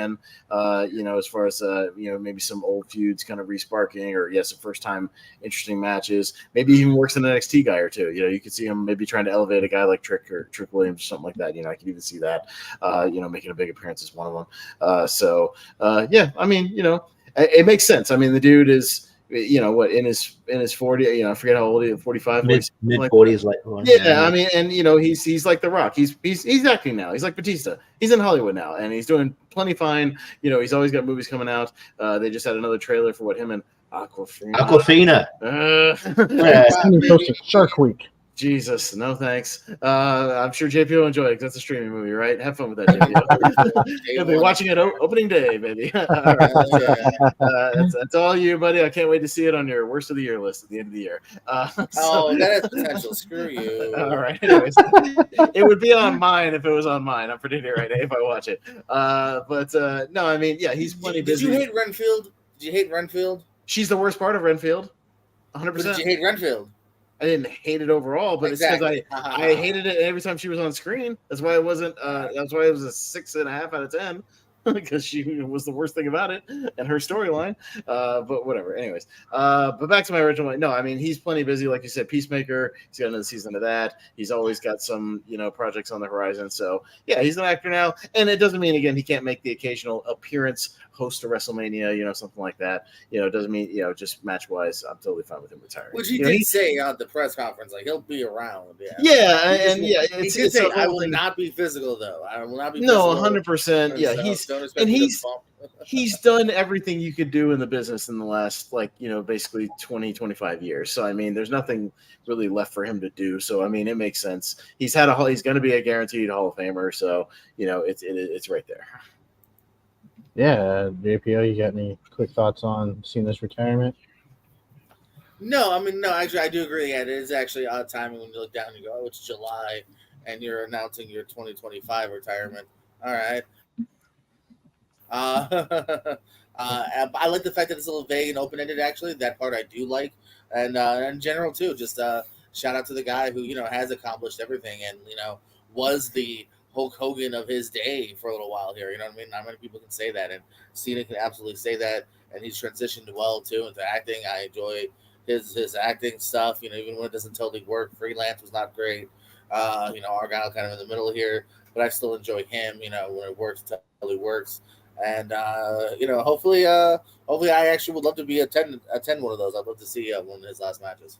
Hopefully this frees him up to do the next Ernest P. World movie that I know he's got in. Oh, my God. I'm down for that. 100% put on the Ernest gear. I'm with it. As the biggest Ernest fan on this panel, he looks just like him. He's got the comedic chops. God damn it, put the denim on and the tan hat and let's get an Ernest movie going. I would be totally fine with that. Revive the legacy of the character. Wow. Bring it on, John Cena. Way to assume Ernest fan. I mean... He's not wrong. I am the one who asked the ASAC question. If you can name all 9 of them, you get 9 points, and Jacob Cameron fucking crushed it. So, there you go. I'm just saying. Richie, you got anything you want to add about Cena's retirement? No, I just think that, it also could be, he had been talking about, then it's coming for a while, but it also could be a thing where, because I remember when, it was one of the John Cena Rock matches. I think the studio, I think Rock was sort of in the midst of trying to almost get back to film Hercules, and the studio got pissed at him because he hurt himself. He got I think he tore his pec or whatever, and then so it could be a thing where too. It's hey, the studio's we don't want you doing anything physical because if you get too longer, because if you get hurt, we have to push back production all the time. So it is probably hard to do both because one does mess with the other as well, and beyond scheduling as well. But it happens vice versa. Remember, Rock just got hurt on that damn Mark that movie, and now he couldn't do SummerSlam potentially. Yeah. So, so I mean, that's probably a factor in there. I wouldn't have had John Cena wear the T-shirt before announcing it. Just that gives it away. No, I didn't mind it because a lot of us, like we were saying on the stream, we thought he was announcing that he was just done. I didn't think he was announcing that he was going to go a whole year. Yeah, so I think it got people speculating hey, is he done for real?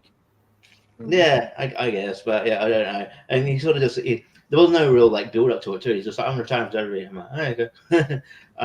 But yeah, I'm just sort of with the consensus that doing it in July is weird. I think Triple H tried to kind of make an argument no, this is the best time, really. And I think I think Cena was trying to say, Toronto is the best.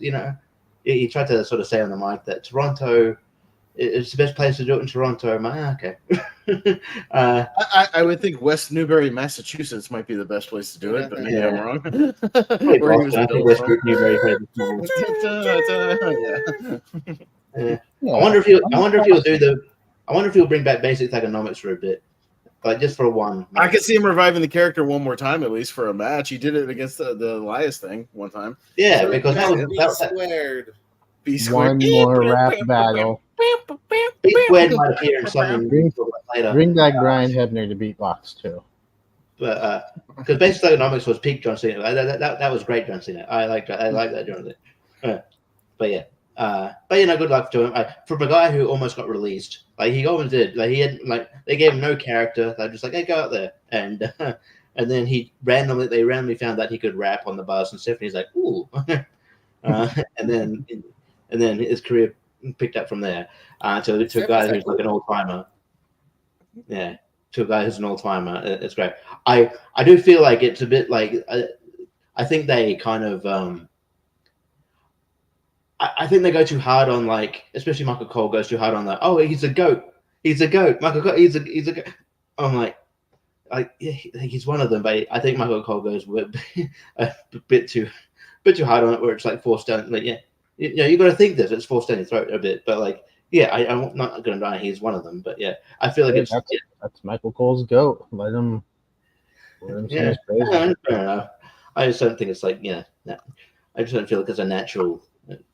It just feels like it almost feels like a Vince fit opinion. But if he does think of that, that's his prerogative. But I feel like Michael Cole does actually think like John Cena is the go. I think I think not only for what he does like in the ring, but like outside, like his Make-A-Wish stuff and the stuff he does for the company on the outside, like total package. I think he's one of the best to ever be in the company. Yeah, he's just like Lex Luger in the Lex Express. hey, we might talk about some narcissist gimmicks later. Narcissists. Yes. I'm just not just the narcissist. I mean other rip-off narcissist gimmicks. Just saying. Yeah. Let's we'll fly through the yeah, we gotta fly through the rest of these. Yeah, up next we had the World Heavyweight Championship match. Damian Priest defeating Seth freaking Rollins. They botched the finish. Next match. All right. Anyways, and Drew McIntyre, who cashed in his Money in the Bank, but was thwarted once again by CM Punk. And this is where I have an issue, just real quick. If CM Punk was already in the building, why did he let him win the briefcase and not let somebody else have that chance? But whatever, it does make sense storyline wise. Like, hey, maybe he wanted Drew to think that he had a shot at the title, and then no, I'm going to take that. Well, again, like the point is saying, why not let him win the title? Then when you face Drew McIntyre, it's for the fucking title. Just saying, it still doesn't really make somewhat sense. He sort of made it make sense during this promo on Raw. I guess where he's saying I'll never let him win the title on my watch or something like that. Yeah. But then why would you even let him get a potential to win it while you're not there at some point? Because what if there was a show where you weren't there and then the title person was in the building and then they won the title? I just why would you even give him that chance? Why would you come push the ladder? Or what if you accidentally missed your cue like Drew McIntyre almost did? Yeah, the production truck did on the playing his music. Yeah, it's so Seth Rollins should really be leading, by the way, to as a referee, every referee's worst nightmare when the guy doesn't kick out. That always sucks and is really awkward and weird. That's happened in my career because he's loopy or just forgot or whatever. Yeah, or somebody didn't do their thing. I definitely have moments where just behind the scenes, guys, where a manager was definitely for a pin was supposed to pull the guy's leg or whatever, or pull my leg, and I see the manager across on the other side of the ring, and I have to tell the guy he's nowhere nearby, kick out. And I've had to do that where to be kick out. Manager fucked up a spot already. Well, the Sid Vicious Papa Shango thing where he had to kick out of the leg drop because Papa Shango wasn't there. Yeah. I've definitely had that stuff as refs where we had to make an audible in the ring because somebody missed a cue. But yeah, that's always awkward, and it's weird because it's another title match where Damian Priest has something go wrong, with the leg thing too and all that. It's I feel bad for the guy where he's kind of had. I do want to say, if anyone that thinks the referee did the wrong thing, you're wrong. The referee definitely did the right call by not counting. Yeah. I guess I know I some mean, people were like, "Oh, the referee should have counted." It's like, no, he's not No, gonna he would fuck have up the screwed up. He entire would have night. screwed everything up. Yeah.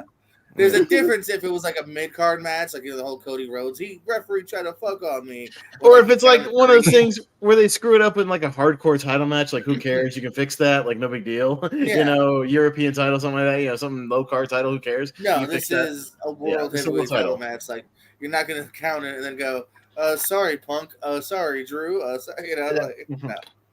That'd actually be hilarious. Like we got in that because what would happen is he'd pin Seth would pin Damien, and then Drew run down, just like, oh, okay, fair enough. I'll just go back. I'll just go back then. All right. Well, technically, he can come out and not cash. I mean, in. he can still That's cash happened on before. Seth, but the idea is to cash on someone who's like, not. I don't know. You can still do it again. Yeah. Yeah, but overall, I was for the most part entertained by this. I think the CM Punk interference also like adds to the Seth Rollins side of the feud, them having problems with each other too. So overall, I was entertained by this. I'm liking Damian Priest's reign. So I think he's a good champion. We can go around just real quick thoughts on the match. Like I said, we still have a draft to get to, so we can keep it just kind of short. We still got 2 more matches to talk about too. JPO, your thoughts on the match and the cash-in? Again, the match was just okay. I don't know if a Damian Priest match has really blown me away yet. The ending didn't take me out too much because luckily it transitioned very quickly into the Money in the Bank cash and stuff. Kind of a bummer in a small way that that's done already now for the next year. He didn't really get anything out of it really, other than continuation of the Punk storyline. That's kind of why I didn't want Drew to win. And I wanted maybe a Carmelo or, hell, even a Chad if he could have done it. Because, I felt like we just lost an entire potential fun gimmick, now, just to continue the Drew thing that could have been continued in a different way. He could have just screwed him out of the match in general, and I think it would have done as much instead of wasting the briefcase, in my opinion. Yeah, Richie? Yeah, I agree with JP. I think while I don't mind it and I get it for storyline reasons, I think it was a bit of a waste of the briefcase, but the match was fine. It didn't get to that second gear for me, but the match was fine. I think Seth Rollins is never going to be in a bad match technically, unless we're booking, unless booking ruins that, like the Fiend. That's not sense. But I think it was fine. And CM Punk, it sort of does his role as kind of like a tweener. He's in it for himself, but you also get his motivation. So he's not meant to be a fully likable babyface Brian Alvarez. He's a His dick. character is an asshole, and it's whether you like that or you don't like that is up to you. It's not a traditional role of an 80s babyface kissing babies or a heel, damn near punching babies in the face. It's not that. It's a total you either are on Drew's side or you're on Punk's side, depending on who you feel sympathy for. Or you're on Seth's side. Again, and I like the follow-up, what they did where they inserted Seth into that now, where I like Seth's point is okay, I understand you guys have this thing going on. That's all well and good, and I was going to stay out of it, but your actions have consequences. You interfered in my match, and you cost me my title match. So fuck you. Now we have a problem. I like that it kind of, again, throws a kink again into maybe Punk and Drew, because now what if Seth screws Punk over and Drew gets one over him because of Seth? You could have something of that, and then he could be like, haha, see, you're how does it feel to have somebody screw you over for a change? You could do something like that, and I think it throws in a little chink into it. Yeah, so that was the so Drew on the post-match thing and went on social media, hit Adam Pearce and got fined, I guess, or whatever, and kind of. Well, he got suspended, but then immediately they lifted it immediately. So they lifted it because CM Punk wanted him. Didn't want him to be suspended. I don't know, but CM Punk has to be home. He's not going to be home. Yeah. All right. And anything else to add on that? Nah, we can move on. All right. So we move on to the women's Money in the Bank. I think the post-show apology to me was more interesting than the actual thing. I'm just saying. I thought the Yeah. Stuff the night after was even more interesting. Yeah. We can go. I am home. I just they're in Dayton, Ohio. I think next time. So I am home. I just bought a house in Dayton. So yeah, I am technically I am home. Down the road. Yeah. But yeah, next we had the women's Money in the Bank match. Tiffany Stratton winning the briefcase. Chelsea Green, Io Sky, Lyra Valkyria, Naomi and Zoe Stark. I thought this was a really good match. I thought they outdid the men's match, in my opinion. I thought there were some really cool spots and really good fun moments with Chelsea Green kind of at the beginning, kind of jumping up, and then shout out to her for taking that table spot. I thought that was really good. Tiffany Stratton getting the win, kind of having a backstage interaction with Trish later on. Potential SummerSlam match, maybe. That would be interesting. I thought this was a really good match. Up to this point, this was my favorite match on the card personally. I think I predicted Chelsea Green to win, but I'm not upset or mad at all that Tiffany Stratton won. I think she's going to do wonderful things with the briefcase. She was my number 2 choice. So I for one am looking forward to her run with the belt or with the briefcase until she wins the belt and whichever champion she decides to cash in on. So I really like this one. Richie, what did you think about the women's Money in the Bank? Yeah, I really enjoyed this match. I thought it was really good. But yeah, there was a couple of botches, but there was I think one was certainly I thought was talked about sort of covered with the fact that sort of Chelsea just sort of pretend that she's afraid of heights or whatever. So that could be an excuse for that. There was an unprettier, which looked a bit Corey couldn't hide it. Then near the end, she scaled the ladder pretty damn quick and seemed to not mind the heights at all. That was odd. Yeah, I know. But even Corey with the unprettier had to be that wasn't. Let's be honest, that wasn't great. But and then, I mean, probably the bigger Zoe Stark taking that Michinoku driver on the ladder, that was nuts. And then Zoe Stark hitting her head on the damn edge of the ladder, trying to do that little senton sort of thing, and she just smacked her head on the damn edge of the ladder and kind of overshot it. That was scary. Yeah, people hit their head on. Tiffany Stratton got that running knee strike into the back of the ladder and looked like she hit her head really hard on the ladder. I was worried for her for a second that she was going to get concussion. There was more just scary stuff that looked like it really, really hurt in this match. In the matches, just looked Lyra hanging in there and then German suplexing. I think it was EO. That was awesome. That was great. Yeah, I was just that was cool. Yeah, and even when EO did the Michinoku driver onto Zoe Stark, then when she was sort of laying down with her knees bent and just in a weird position. I'm that hurts my knees. But he's very probably didn't hurt her. She's probably quite flexible in that way. But I mean I'm glad I made that decision to go through the Tiffany Stratton. Me too. Obviously, it paid off for me at the end. I think I'm happy it's Tiffy time. I think Chelsea Green probably impressed enough that she'll probably get her.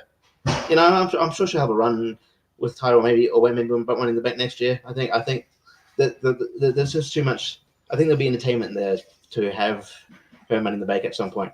But for now, I think you do Tiffy time. So let's be fun. Yeah, Austin, you predicted Tiffy time. So what are your thoughts on that? No, I mean, I just think she kind of to me it made sense for her. She's super over with the crowd right now. She's one of the hotter upcoming stars. I think this is a perfect way to use the Money in the Bank briefcase. She doesn't have to cash in, I think, right away. I think she was one who kind of parades it around for a little while and then cashes it in later. When it's kind of the right time. When she's not interfering on another feud or something like that. Kind of come out of nowhere, win that title. And again, the women's title, I think you can cash in on somebody and really kind of make it. It's not as big as the world title, something like that. So you could do that just about any time. And I think it'll be fine. Tiffany's over enough. She knows what she's doing. She's a good wrestler. So I mean, I think the botches were more just scary in that they look like they really hurt because most of them were on ladders in and around the ladders. So I was just more worried for the people involved. I mean, I'm not saying the match was a complete train wreck. I'm just saying, Richie, I'm pretty sure we'll have at least one segment on the next Bottom Mania. That's all I'm saying. Just with some of the scarier misses. That's all. Yeah, I could see Tiffany Stratton debuting new version of the briefcase soon. Oh, a very glitzed out, glitterized, version of it. Yeah, she could definitely parade it around. She said that somewhere already that she's gonna glitter that Oh, shit did up. she? Yeah, she said that 100%. Yeah, yeah. I wouldn't be surprised if it was as soon as tomorrow. Mm-hmm. But JPO, we didn't get our Chelsea Green victory, but I still think we got a pretty good match. What do you think? I mean, again, I don't know if the match is about on par for me with the men's. I like this match as well. I liked it. I thought it was decent. Again, enough spots for pretty much everybody to shine a little bit here and there. Chelsea Green looked great. She got a huge pop when she almost got it. I like Richard was saying. He was like, "Oh, maybe she'll get it next year." She should have had it this year, man. Tiffany's got enough time. Tiffany has enough time to fucking learn and grow. She's been at it way less and is younger. Give it to Chelsea Green. But Tiffany's talented. I'm sure she'll have some fun stuff with the briefcase and whatnot, and hopefully we'll have some fun there because we lost the men's already, so let's have some fun with the women's now. Yeah, I think for me, I think I had more expectations going into the men's match, so I was a little more disappointed. Whereas I went into the women's like it could be good, and then it kind of exceeded those expectations. So that's just kind of where I'm coming from when I say I preferred the women's over the men's. I felt bad for EO and the rest of Damage Control because they were like, they're just saying like we've lost control. I'm like, they're going to go on a rampage, and they just debuted a new faction, and then they got destroyed. And it's like with Shayna, Zoe Stark, and Sonya Deville. It's like, okay, well, I guess you're not going to go on a rampage then. These, I don't know. I just thought it was kind of, I thought we're going to have a renewed push for Damage Control, and obviously it was just to set up a different faction. So. And then we get to our main event, the Bloodline defeating Cody Rhodes, Kevin Owens, and Randy Orton. The Bloodline of Solo Sikoa, Jacob Fatu, and Tama Tonga being the participants in the match. I think this started off as basic, 6-man tags usually do, and then I think it devolved into chaos towards the end with referee taking some bumps. A Tongaloa getting involved, a lot of outside the ring stuff. Jacob Fatu looking like an absolute monster, taking the middle rope DDT from Randy Orton and getting right back up as soon as Orton's doing his hitting the mat. I thought that was a great moment, a great spot. I absolutely the right call with the Bloodline winning, Solo getting the pinfall over Cody Rhodes. That's the one thing I wasn't expecting was Cody Rhodes to take the pinfall. But I think obviously this leads into Solo getting the title shot at SummerSlam, which is where I think they're obviously going. I thought this was a good way to close out the show. Bloodline standing tall, and Solo kind of being the tribal chief and kind of taking that next step. I enjoyed this match. I thought it was a good way to end the pay-per-view. I thought the pay-per-view overall was decent, but it's not one that I'm gonna go back to. I think very often and probably not one that we'll talk about as far as end of the year stuff either. But as far as the 6-man, I thought it was a really good main event. Pez, what do you think? Yeah, no, I mean, again, it was a solid main event. I think it was more of just a showcase, mostly for Jacob, which was a good thing. I mean, I think he looked amazing in this match. No, and him being like this werewolf. I mean, he looked like an animal unleashed every time he got in there, just running wild on people. And again, hitting crazy offense, but it all looked really good, and it looked kind of animalistic in nature. So, again, I think it was a great showcase for him. They put him over big on commentary. Crowd's already pretty much super, crowd's already, with him, as far as buying into the hype, and I think he's feeding into that. I got worried for a second when he immediately took the DDT, but him popping right back up and just facing off with Orton was great. And then him just hitting a big Samoan drop, hitting some of Umaga's old stuff, just hitting the big splashes and all that. He looked really good. He's definitely going to be a star. I know Triple H likes him and is going to push him. So it'd be interesting to see what he does for SummerSlam, because I don't know. We'll see if he even has a match. I'm not sure. I could see a Guerrillas of Destiny versus KO and Randy Orton sort of tag team match, maybe, or something like that. Just to keep it going, or something with maybe Jacob and Orton or Owens, something like that. I could see them showcasing him a little bit.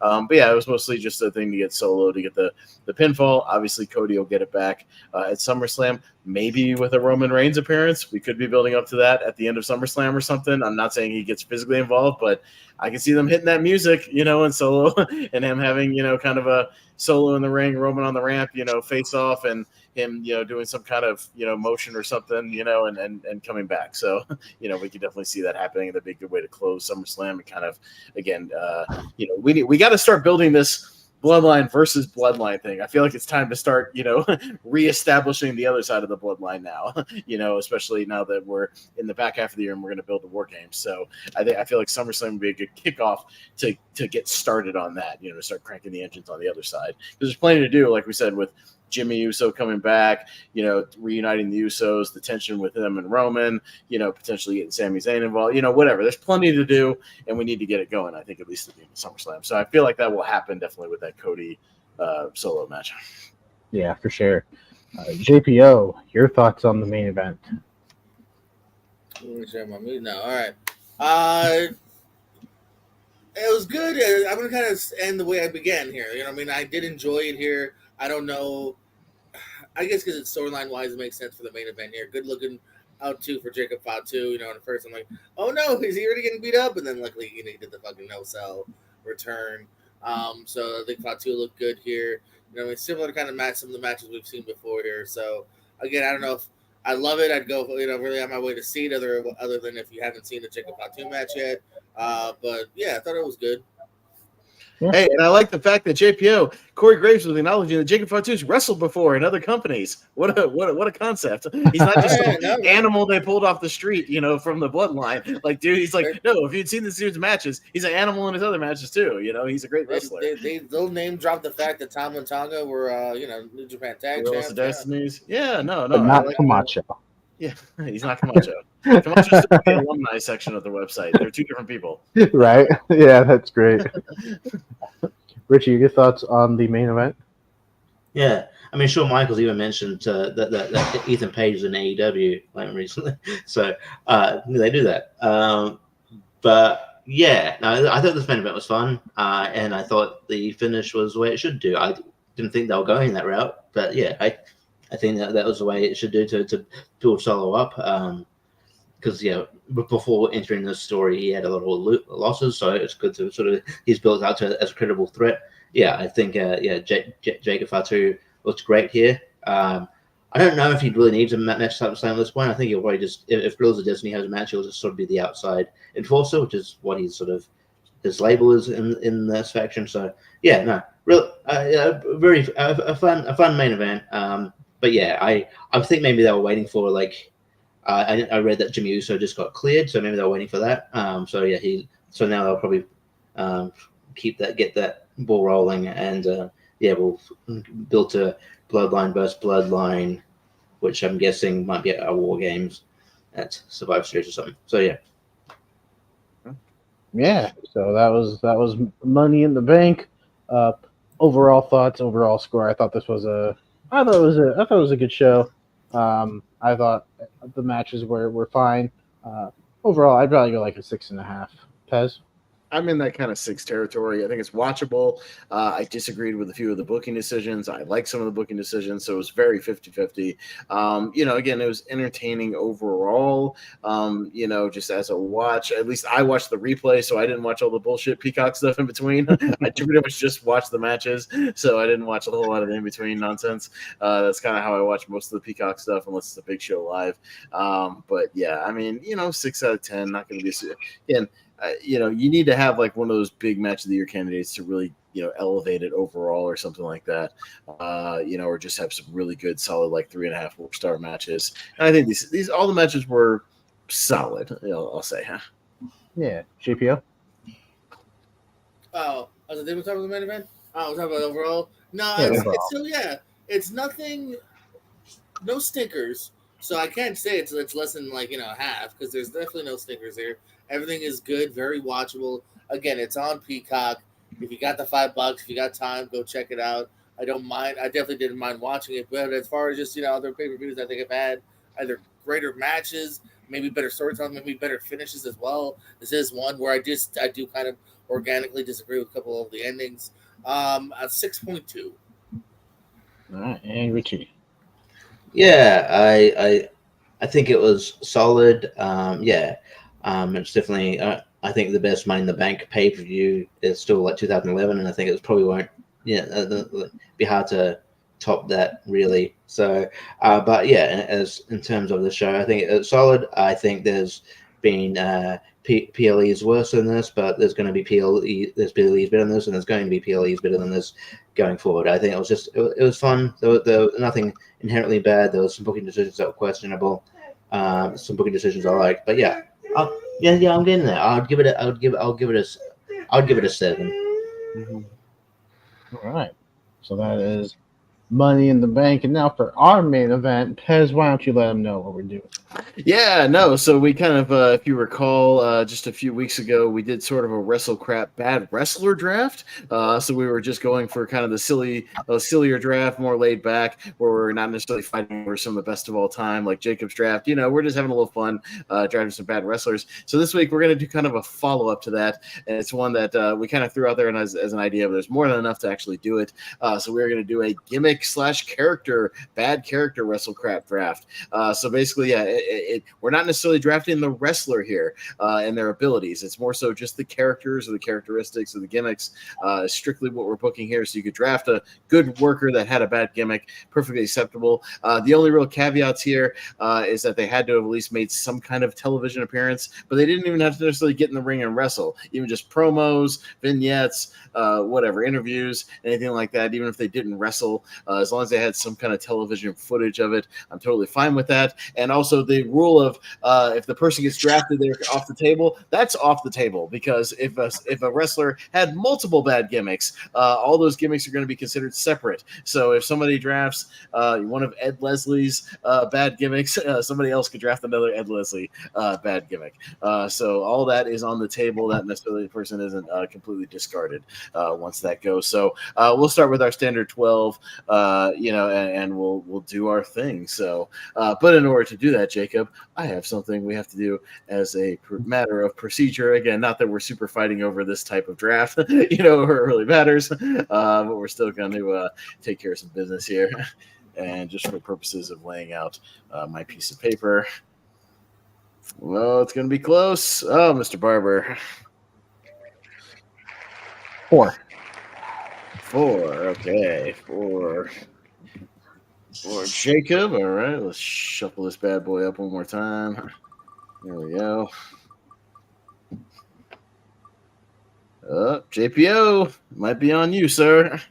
Jacob took number 4. I'll go 1. No, makes sense. Absolutely. All right. Well, you got it this time. Richie, we get once again fight over 2 and 3. Here we go. Let's see what we got. And it looks like it's going to be you. So what you got, buddy? I thought I was going to be. I was wearing an Evil Uno shirt, so I was like, I'll prepare to go Uno, but no, I will just stay where I am. Okay, so what do you mean? Stay in the thing, in that thing, I was 3rd, so I'll just go 3rd. Okay, you go 3rd. Okay, so I'll go 2nd. You go 3rd. Okay, sounds good. All right, so 3rd. To Richie. All right, well, let me put us in order that we are. So JPO will be first up here, then myself, and then Richie, and then Barber. There you go. All right, so as I said, bad characters / gimmicks. If you draft a wrestler, they are still on the table if they had multiple bad gimmicks.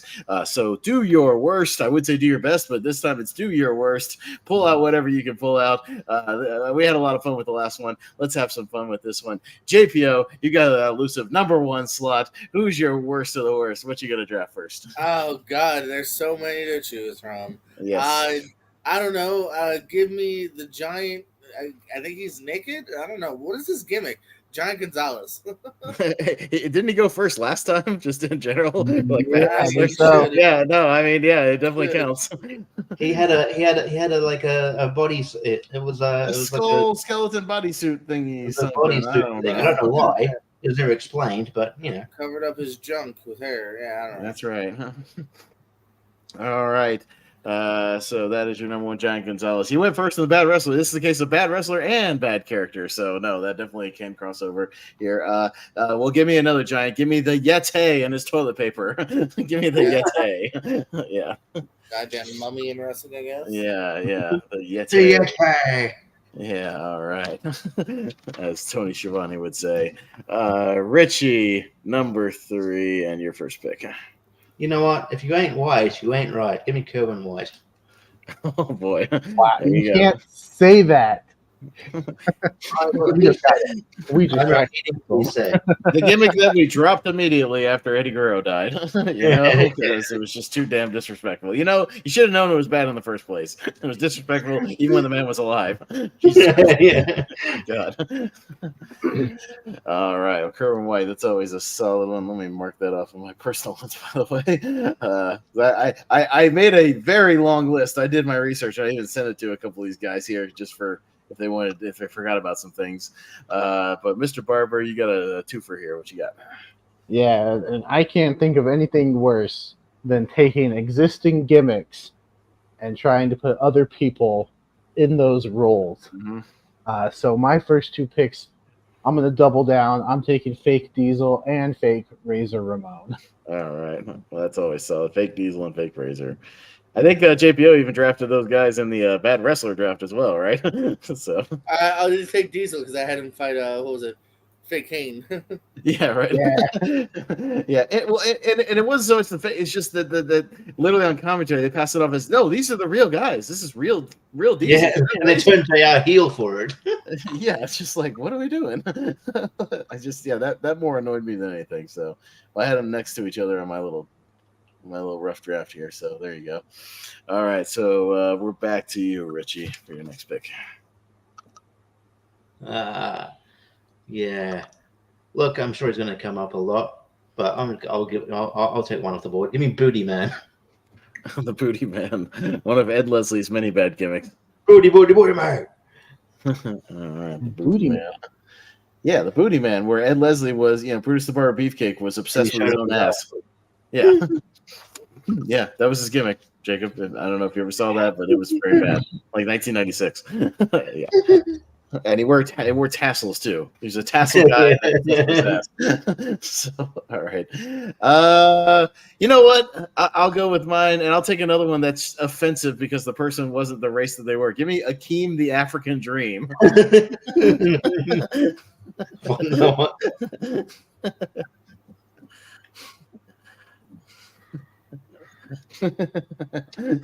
Yikes. It was the 80s. What are you going to do? Right, JPO? What you got next? I mean, I have thought about doing that for Halloween, but I don't want to get shot. Canceled off of everything. Yeah. Who did Richie pick? Booty Man. The Booty Man. That's one of right. Leslie's bad gimmicks, yes. Yeah. All right, I guess my gimmick is I want to boink my sister, Paul Burchill. So we'll call that officially incest Paul Burchill. Is that what we're going to call that one? Sure. Yeah, okay. Yeah. And again, if you want to pick a person that just had a weird characteristic for a while, that's totally permissible. Yeah, I'm fine with that. Yeah. That was his storyline, and that was his gimmick. Yeah, incest Paul Burchill. No, that's all. Good job, brother. It's like I've had enough being a pirate. I'm gonna be a. And we're gonna love my sister. Went incest and pirate. So yeah. Oh, he was incest and pirate. It's a natural progression. Yeah, I have that on my thing as incest Paul Burchill. So yeah, there you go. Okay, all right, excellent. That always stuck out. Yeah, all right. Well, all right, you got another one, buddy. So what you got? I mean, I'll fall through the door. Give me Shockmaster. Yeah, it's got to show up somewhere, right? I mean, even besides the door, like it gave the guy a fucking stormtrooper helmet, a bad name. And then he still wrestled as the Shockmaster in the War Games, but they gave him like a utility gimmick instead. Yeah. It was like a utility worker, like an electrical worker. Back off the hard hat. It was still bad. Might as well have just been like Uncle Fred. They should have named him. Yes. But the helmet was just a stormtrooper helmet with glitter on it. Yeah. All right. Okay, so no, Shockmaster is always a good pick. I mean, the fanny pack is what really did it for me. Give me Naked Minion. Yeah. Yeah. Poor William Regal having to wrestle him at No Mercy. Yeah, he had a pay-per-view match as that gimmick. That's shocking. Yeah. Yikes. All right. I took Naked Vinny and Richie. What you got? Number 3. There's so many. You know what? Give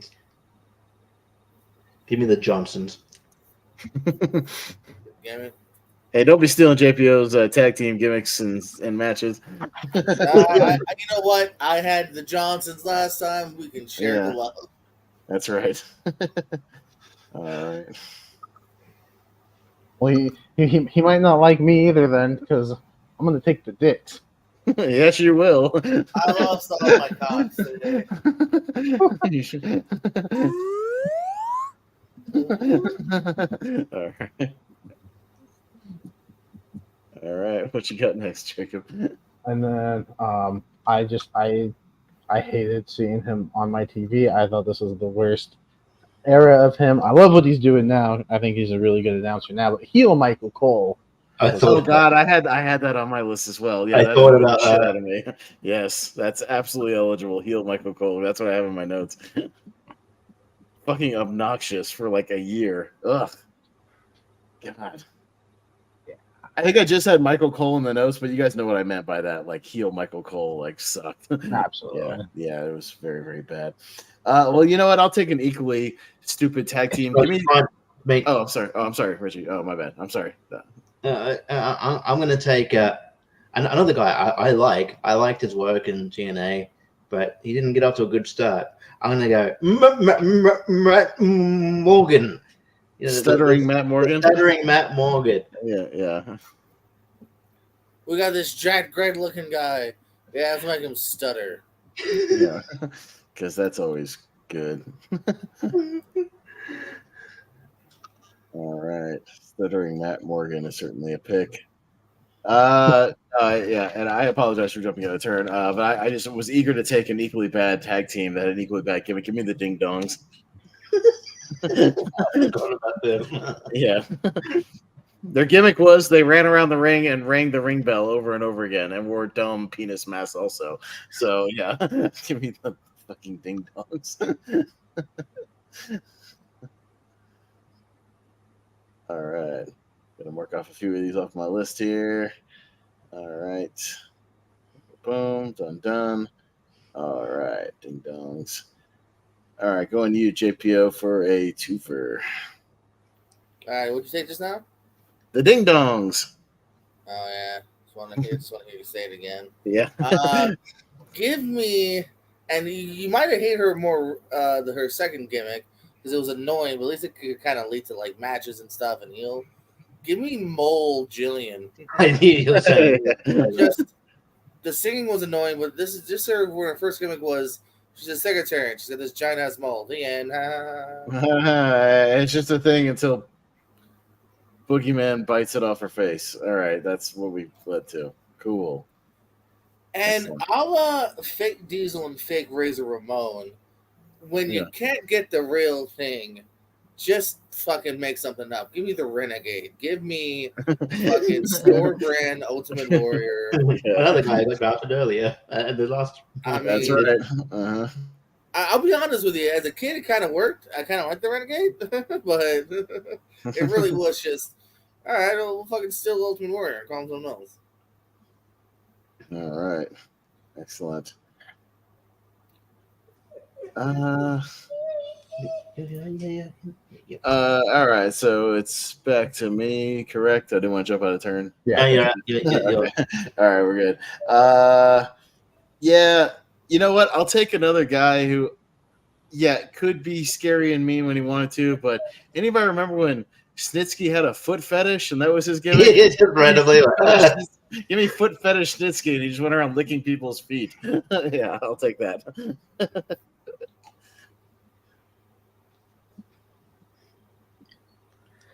All right. Give me a gimmick that was over at the time, but man, would it not hold up now? And fucking it's offensive. Give me Eugene. Well, yeah. Yep.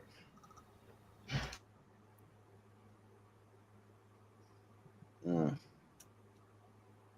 Yes. What a waste of Nick Dinsmore. Yeah, Nick Dinsmore was great, and they gave him. Yeah. Dude had a banger with Chris Benoit on like OVW, and you give him Eugene. Yeah, I don't get it. All right. Mr. Barber, what you got? Feel free to veto this if you want, because it wasn't actually. I think it was revealed later on that it was a person, but we didn't see the actual person on screen. Can I take the anonymous Raw general manager as a gimmick? I would kind of allow it because it really was I a would character allow on the show. It was a character on the show, technically. Yeah, It's a constant gimmick. Yeah, it is a custom gimmick. I'll again, I'm loosey goosey with this. That's fine. Yeah. Yeah, I hated that, and it played into the heel Michael Cole and the "Can I have your attention?" and I quit. Yeah. Shut up, Michael Cole. Shut up. Shut your mouth. All right. You got another one. Yeah, and then I will take. Yeah, I'll take Bastion Booger. Yeah. No, he was down to go at some point. Hey, you know what his gimmick is? He's a disgusting eater and he sits on your face. That's gross. And he also plays Bastion Booker. Yeah. Yuck. All right, Richie. I'll go for a guy who's a decent wrestler. They gave a shit gimmick too, and he had a really weird finisher. Give me Kazani. Sindowdy. Caesar, Visa. The fun. What are you saying? What? I don't understand. I think he lasted like a couple of months. Yeah. Could you take? Sorry, I was looking something up. Kizarni, Caesar, Zizzo, Visa, whatever. Yeah. No, Simbodi's a good dude. Yeah, I've worked shows with him. But yeah, the Kizarni gimmick was great. All right. Man, so much shit to choose from. Where do I go next? You know what? Give me Kevin Nash's worst gimmick. Give me Oz. Yeah, and his stupid wizard hat and the green and all the nonsense. Oz is not a person. Oz was a location. You know, that was stupid. They even said that in the documentary recently. Yeah, it's the Wizard of Oz, not the Oz of Oz. Not the Oz of Oz. All right, JPO. Back to backs. Hit me what you got. What you got now, man? All right. What kind of shit are you going to stick up the joint with? What do you got? What's more fun than boner jokes? Hugh Morris isn't that funny, so let's go general erection. Yeah, general huge erection. Yes. Yeah, huge erection. Get it? Dicks. Yeah, get it. And hey, we've had cultural, wrongness already. So let's keep it going. Let's go Kung Fu Naki. Yeah. Oh, I had that. Kung Fu Naki.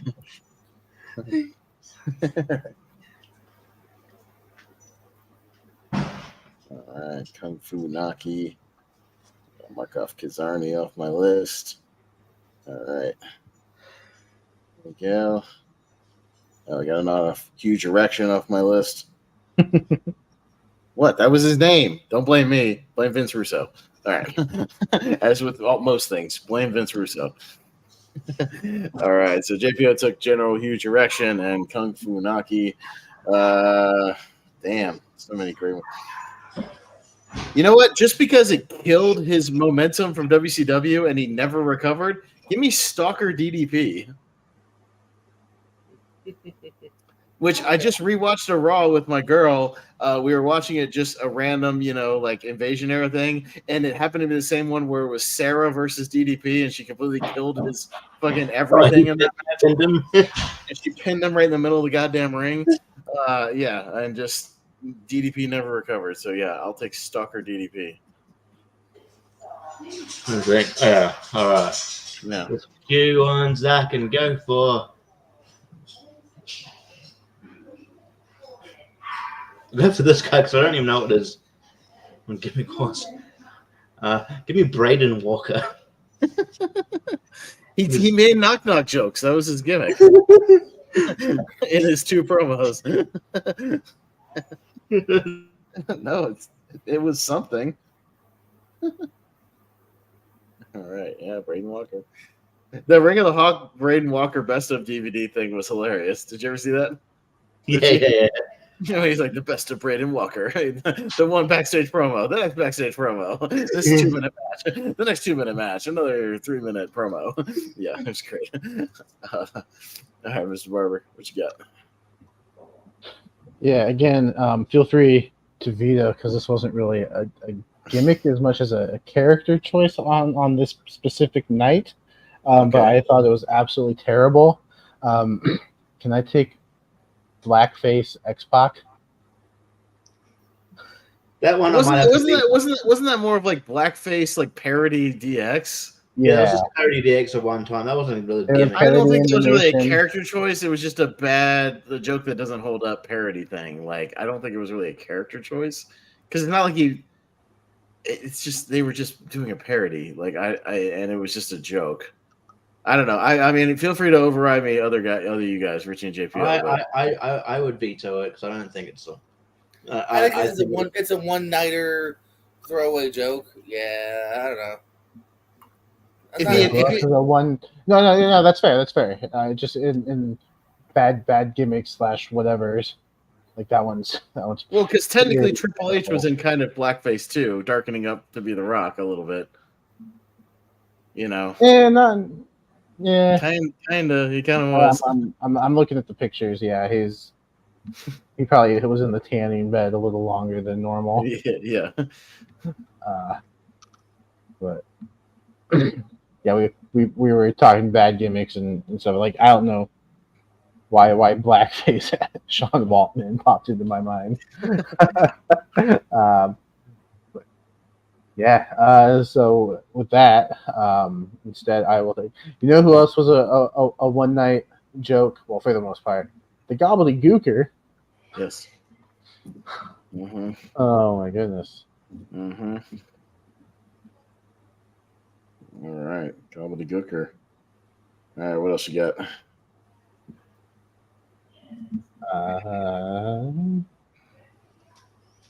Give me the Fat Chick Thriller. Yeah, Mike Awesome. Yes. Yeah. Might not be the only Mike Awesome gimmick that could get drafted. Yeah. I'm just saying. Fat Chick Thriller is certainly one of them. All right, Richie. All right. Give me that was so bad they immediately dropped it. Give me 7. Yes. Well, I guess his gimmick was is he pedophile? A pedophile? I don't know. He was, he peeked into nursery windows. Was that his gimmick? and addressed his Uncle Fester. Yeah, was that his gimmick? And then he debuted, and then he just did a shoot promo about how much it sucked. I don't know. No, it was bad. It counts. All right. I'll leave that one for JPO. I can't believe he hasn't drafted it yet, but I'll leave it for him. Give me Mantar, who, by the way, was managed by Jim Cornette, which is unbelievable, but it was kind of insane for like the couple of matches that he had. All right, JPO. I want to know who I haven't drafted yet. Somebody you talked about a lot lately, but I can't believe you haven't drafted it yet. And we're 8 picks in. Alrighty. Let's see. I was thinking 7.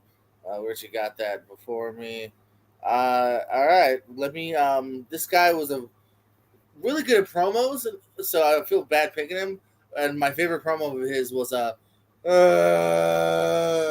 "Give me the zombie" from ECW. The ECW zombie, yes. Yeah. Because, you needed to have a fucking zombie because you're on Sci-Fi instead of, normal network. Yeah. And the first segment, by the way, the first thing on your new ECW is the ECW zombie. Go, hey, guys, are you going to be excited for this new company? Because technically, they were kind of holding the brand. All right. Oh, that's right. And we all have mother issues. Has anyone done Beaver Cleavage yet? I was waiting for you to draft Beaver Cleavage. You tried to put her at 8x10. I was like, how did you not draft him first? Hey, man. I was trying to spread the love. I was waiting for you to take it because I was like, surely this is the draft where he would take him like immediately. My boy Beefs. Your boy the Beaver, yes. All right. Finally, you got beaver cleavage. I was leaving that for you. Give me another horribly offensive gimmick to the person they're making fun of. Give me Oklahoma. Jesus, good God. Jim Cornette still has Ed Ferrara on a shit list because of that gimmick primarily. So, yeah. All right, Richie. I don't know if you remember this, but yeah. I think she went under this. Give me Governor Palin. Daphne was just Governor Palin. Yes. Yeah, that counts. I saw that on one of my lists when I was Googling bad TNA gimmicks. Yeah, that she had a match too, right? As Governor Palin? Yeah. Yeah. Yeah, that's there you go. All right, Mr. Barber. Yeah, so give me the tag team of Tons of Funk. You know that Brodus Clay and Lord Tensai. Sweet Tea. Sweet Tea, yeah. Oh my goodness, I thought this was terrible. So technically, that takes the Funkasaurus off because he was part of that tag team as the Funkasaurus. So yeah, that counts, right? Okay, on the road. Yeah. Oh my goodness. And then pretending like Ernest Miller didn't use that "Somebody Call My Mama" song, like right? Yeah, like 10 years earlier. I watched that Jim Johnson like special thing they did, and yeah, he's like, he tried to take out like he came up with it. No, you didn't. No, that song existed. I saw the Royal Rumble still exists where he comes out to that song in the middle of the Royal Rumble. What are you talking about? That footage exists. Like, stop it. You know what? You know what other footage exists? Yeah. Miss WrestleMania, Santina Marella. All right. Santina Marella. Yep. All right. The start of round 10, by the way. We're just about halfway. Yeah, we're about halfway done. Don't worry, I got plenty of honorable mentions to whatever we don't get to. Trust me. All right. I'm going to mention this next, but remember, I mean, we actually mentioned this person, but because it means something else. You said to Vito something. I'm giving you Vito with a dress. Vito on a dress. Yes. No, I worked a vintage show. JP, I worked a vintage show in Orlando where Vito was still doing that gimmick of Vito in a dress. He wrestled in a dress. Still. Yeah. He came out in the dress and was still doing it. Yes, he still was. I swear to God, on the vintage show. I didn't ref his match, but he was still doing that on indie shows. So he embraced it. Okay. It was by the way, that's not the only man wrestler in a dress you could draft. I'm just saying. There's a few other ones in the street. Yeah. You know what? Because it's my turn. I'll take the other one. Remember Saturn in a dress in WCW? Yeah. For about a month? Yeah. Perry Saturn did the dress gimmick as well for like a month where he lost something to the Ravens flock and they made him wear a dress for a month. And he was still a badass, suplexing people all over the place. Yeah, I'll take Saturn in a dress. Thanks for reminding me.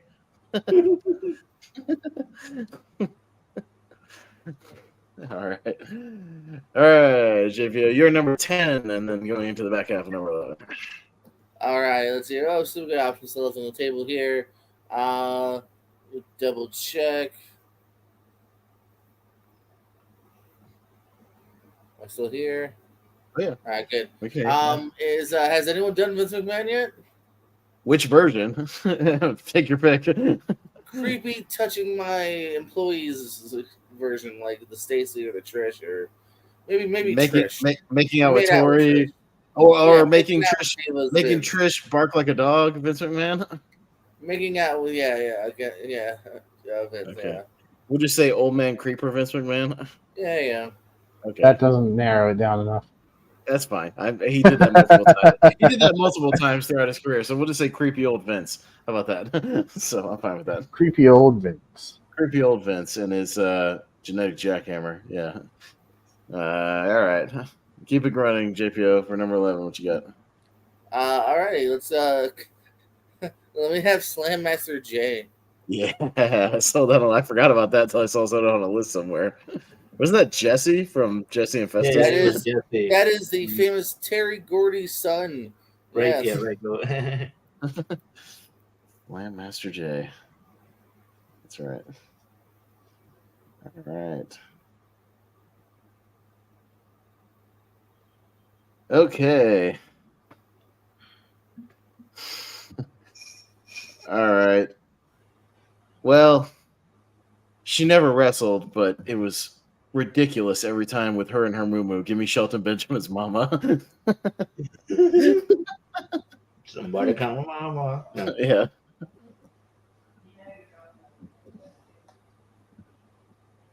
I had a perfect one, and then I forgot it.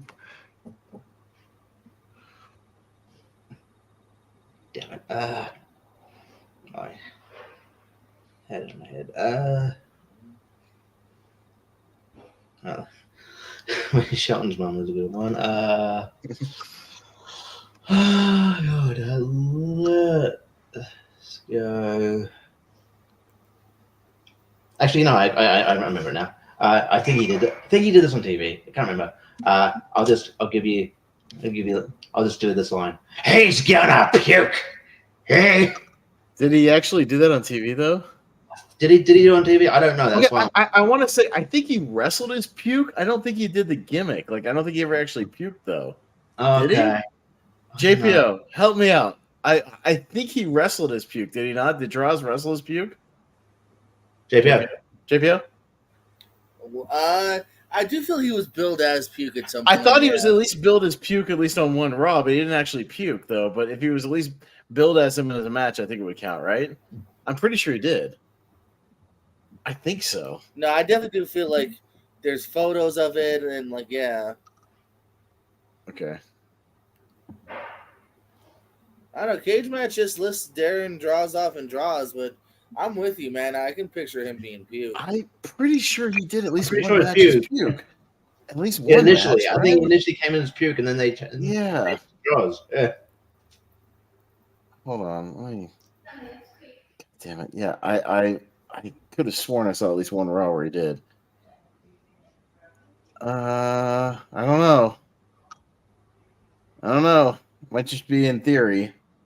Okay. Is that a Mandela effect where he never actually did it? It was Well, just in the beyond. Darren's saying, Yeah, was it just beyond no, the map? I mean, okay, if we go to his Wikipedia backs us up. Okay. I Um, believe you. Yeah.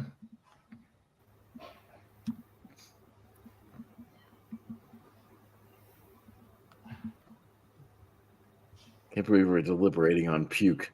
How do you can draft puke? I prefer vomit. Yeah. I prefer upchuck. He's gonna upchuck you. Upchuck. You. Yeah. I mean, they might have even called him that during like the LOD part. That's also Yeah. saying- You know what? Fuck it. I'm gonna allow it anyways because it's a Vince idea and this was stupid. So you know what? I'll allow he's gonna puke. That's fine. I mean, that is part of his. So here's the thing: even Yeah. if you don't want to necessarily just put draws and put parentheses puke, because that is his Puke. gimmick. Yeah, Ridiculous. yeah, no. No, that's his fine. best name. So Yeah, and yeah. that was his thing. He tried doing it on television for sure. So. Yeah, no, I'm fine with that. So yeah, you can draft. Oh puke. yeah. I'm loose with it. I'm loosey goosey with it. So that's fine. All right, cool. All right, Jacob. Where do you after that careful deliberation on the challenging? Oh, puke? yeah. Yes. Go ahead. I want just because it didn't make sense. And looking back on it, almost 30 plus years, it was a stupid decision. Give me Iraqi sympathizer Sergeant Slaughter. Sure. Helpful.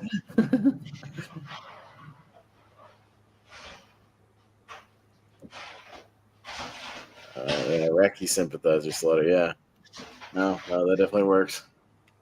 Yeah, and then another one that was kind of short lived. I thought he was a decent wrestler, but Muhammad Hassan is not a good gimmick. I thought it was it at the time. It just wasn't Well, I think that gimmick. Like looking back, like I think that gimmick has actually aged well, contrarily, because when you look at the promos, you're like, no, he's exactly right. People were pretty prejudiced against anybody who was from the Middle East post 9/11. He was right. He was correct. The problem is he was a heel. That was the issue. Yeah, the problem is he was a heel.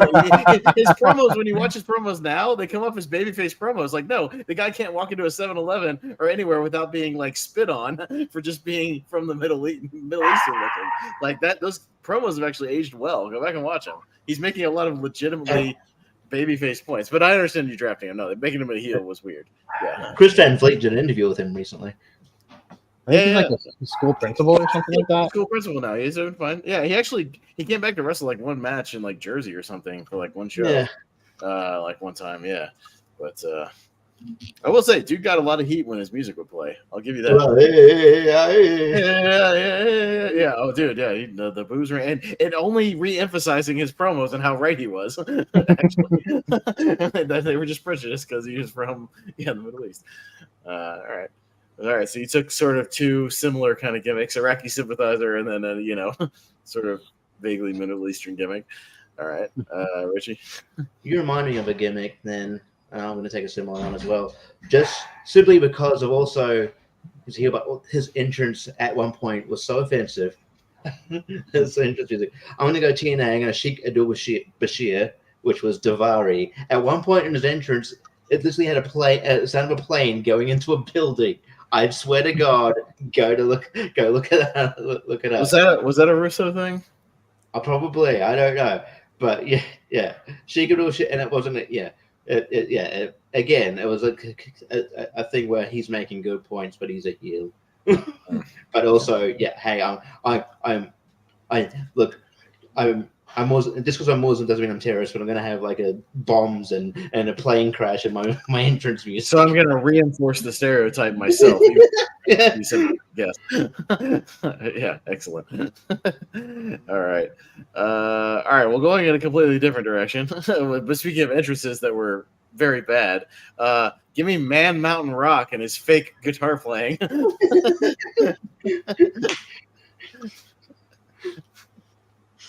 Anybody remember that? Yeah.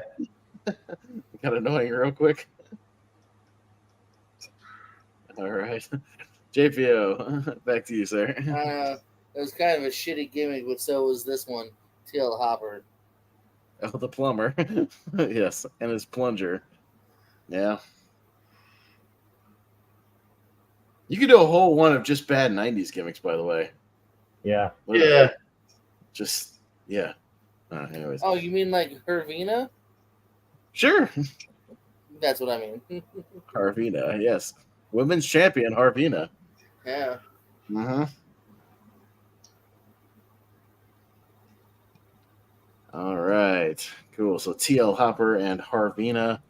You know what? I'm also going to take a disgusting gimmick that lasted like 2 weeks. And then once I say it, you guys might remember it. Anybody remember Gross Out, He'll Eat Anything, Tommy Dreamer?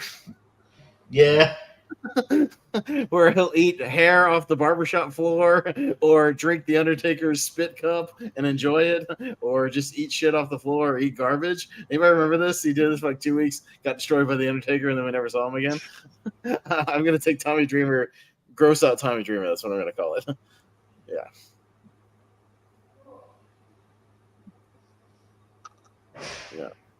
Yeah. All right, Richie. I forgot what I do. What was the? I keeping with the gross gimmicks didn't last long. Give me farting with Natalia. There you go. That lasted way too long than it should have. Didn't that last like a year? No, I don't know, but yeah. Months and months and months just farting backstage. Probably because Vince McMahon found it hilarious, I'm sure. Oh, she farted. That's funny. Why don't I remember this? Farting Natalia, dude. It lasted a while. It was mostly like backstage stuff where she would just fart in the middle of promos and just everybody would go, ew, P-U. Yeah, it was stupid. Yeah. All right, Jacob. All right. I'm gonna double down here. Give me Reverend Devon, Yes. And I know what you're gonna do. Deacon Batista. Yes.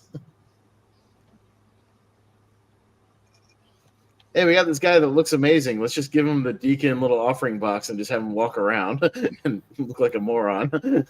This guy who was Leviathan in OVW and was super over. Let's just give him the dumbest enforcer gimmick ever. I'm glad someone had sense, but like, what the fuck are we doing? He needs to be on Raw anyway. This guy is amazing. Looks amazing. Looks like $1 million. What are we doing? We're wasting him on this. Yeah, I thought you might do that as soon as you said Reverend Devon. I was like, yeah, that makes sense. Batista. All right. Luckily, they didn't last super long. Yeah. All right. Yeah, bad song too. Richie. Yeah, I remember now. I mean, we referenced it before. I'll take the other. I'll take that 80. That I mean, yeah, that is it. That 70s guy. Huh? 70s. The 70s guy. Oh, that 70s guy. Mike Awesome. Yeah, that 70s guy.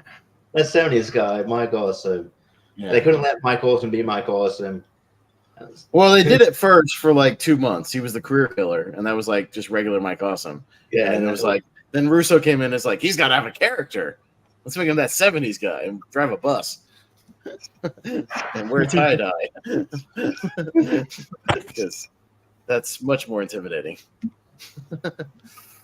All right. You know what? I'm not quite sure what the character was when he was doing it, but it was a stupid name. Give me Meat. Yeah. Meat. Sean Stasiak. Earlier today, I was like, just Sean Stasiak as Meat. No, because every time Alvarez, when they were doing like 2001 things during the invasion, he's like, so Meat comes out and runs into a wall. Next segment. You know? And he still called him Meat even when he showed up in like WWF later. So, yeah. Give me an M. Give me an E. Give me an A. Give me Spirit Squad. Okay. Another gimmick that lasted way longer than I thought it would. Yeah. Yeah. We just had to milk it out because they didn't really have a set team they could face. I rep for Mikey of the Spirit Squad. Does that count? At a Fort Lauderdale show. Yeah, was I there? I don't know. I read D1PW. I ref for Mikey versus Maximum Capacity. No, you weren't there. Oh, got it. All right, you got another one. And then I love product placement. Give me the Kiss Demon. Yes. How many more after this?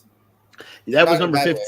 That was your number 15. So yeah, we're 20. Yeah, 5 more. Yep. Yeah, we're doing 20. Unless you want to go a couple more like last time, but we're going kind of long. Unless we'll just throw a bunch out there at the end. Let's stick with 20. We'll stick with 20, and then I'll just run down the honorable mentions real quick. All right, so back to me. You know what? Just because it was stupid, because you got one of the greatest workers of the 80s, and Vince just had to do something stupid with him. Give me Polka Dot Dusty Rhodes.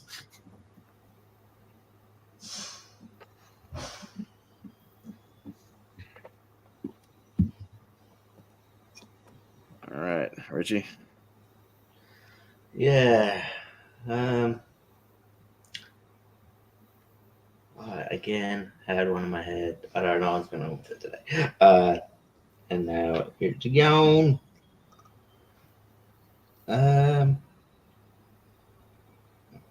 on.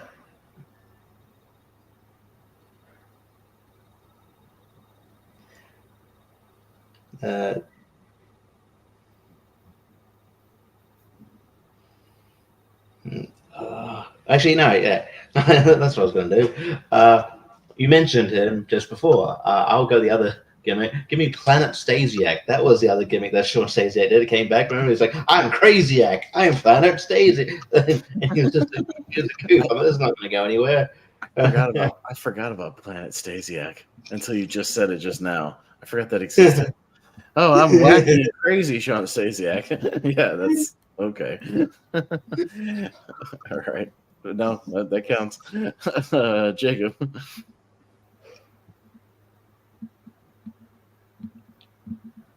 Give me Give me Festus. Yeah.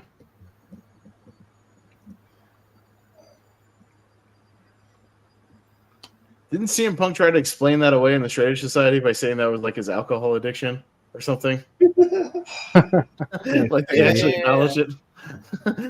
Yeah. All right. And then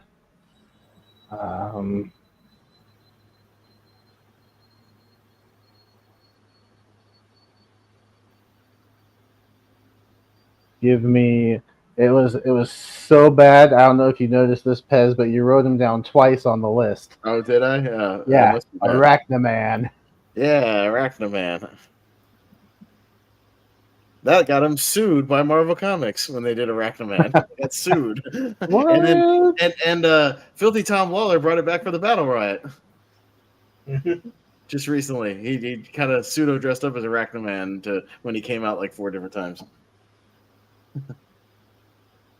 My bad. I didn't mean to write him twice, but it was really bad. It was that bad. Yeah. All right. So what? Festus and Arachnaman? All right. Yep. All right. Richie. I almost feel bad for bringing this up because I think it was her idea. I just didn't think it was a good idea. Give me Nikki ASH. Okay. Almost a superhero. I didn't think it was. I don't know. I just thought it was dumb. Yes. Not everybody can pull off the superhero gimmick, but you know what? I might draft something superhero related. Yeah. All right. So if you drafted that, give me Rosie the shit, SHIT, the superhero training. Rosie shit. Yeah.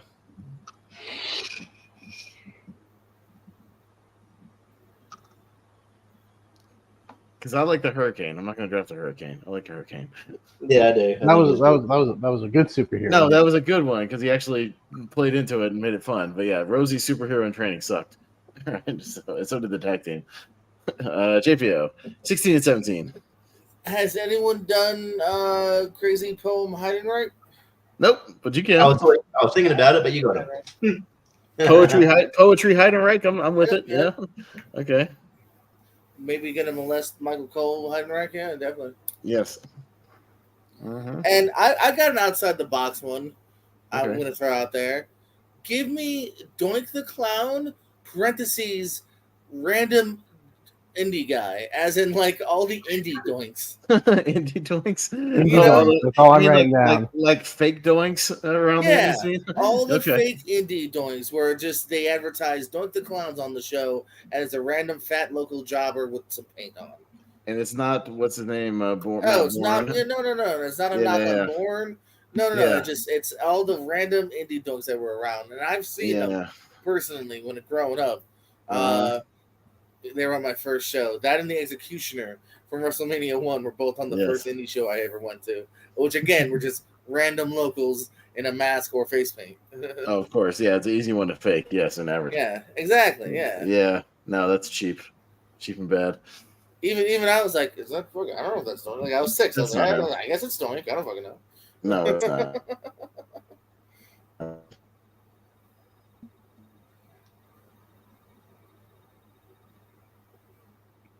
Was Pez frozen for anyone else? Yeah. Oh yeah, I figured it was me. Because I'm like, I guess it's me. Yeah, that makes sense. I'm like, I can still see you moving. Yeah. But no, that was the thing. Like I said, I legitimately have seen random Doink live, random Execution live. I know some places try to get away with like even Kane back in the day and stuff like that. Didn't like any mask gimmick you could try to steal. There's still Blue Kane, and I think he was getting sued, so he changed his name. Oh yeah, he's Blue Pain now maybe or yeah. Oh, Pez is away. We'll give him a second. Let's see. Pez is in the chat. Let's see what he says, everybody. Crap back in a second. So Pez shall return after these commercial breaks. After these. Indie Doinks was the start of the 17th round, so we are getting to the end. That's nitty grittiness. Yeah, so some bad gimmicks still left on the board too.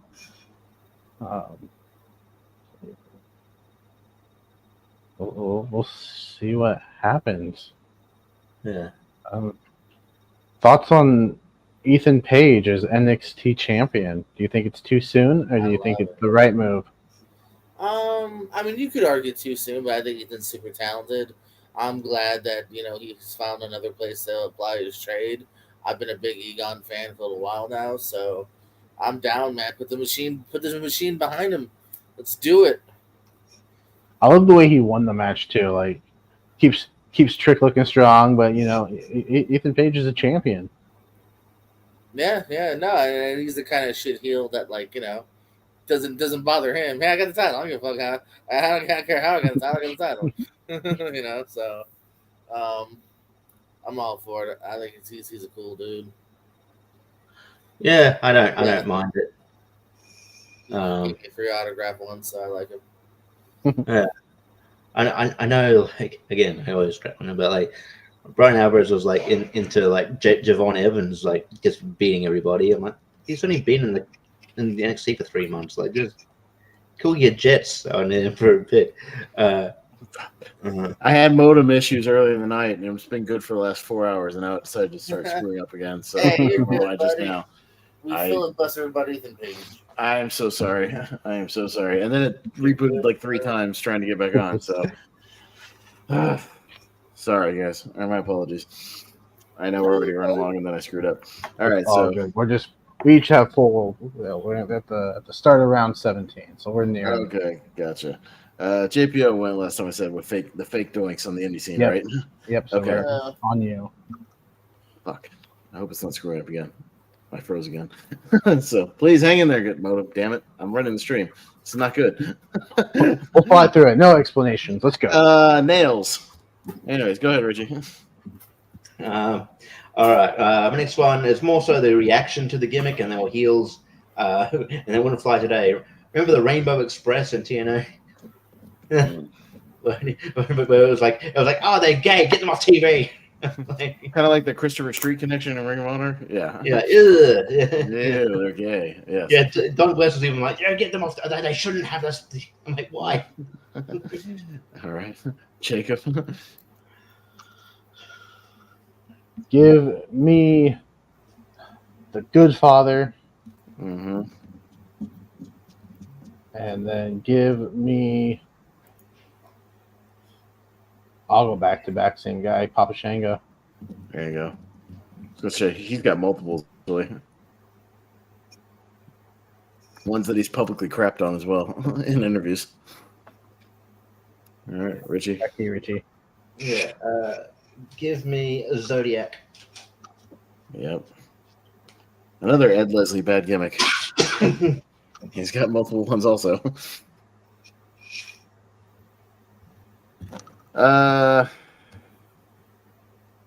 Give me Max Moon. His jetpack. Conan and his jetpack.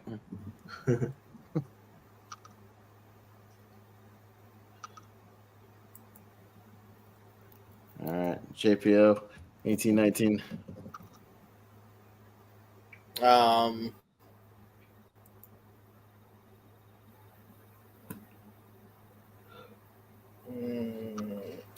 Big Dick Johnson from WWE. Yeah. He's another fat oily guy. Yeah. Mm-hmm.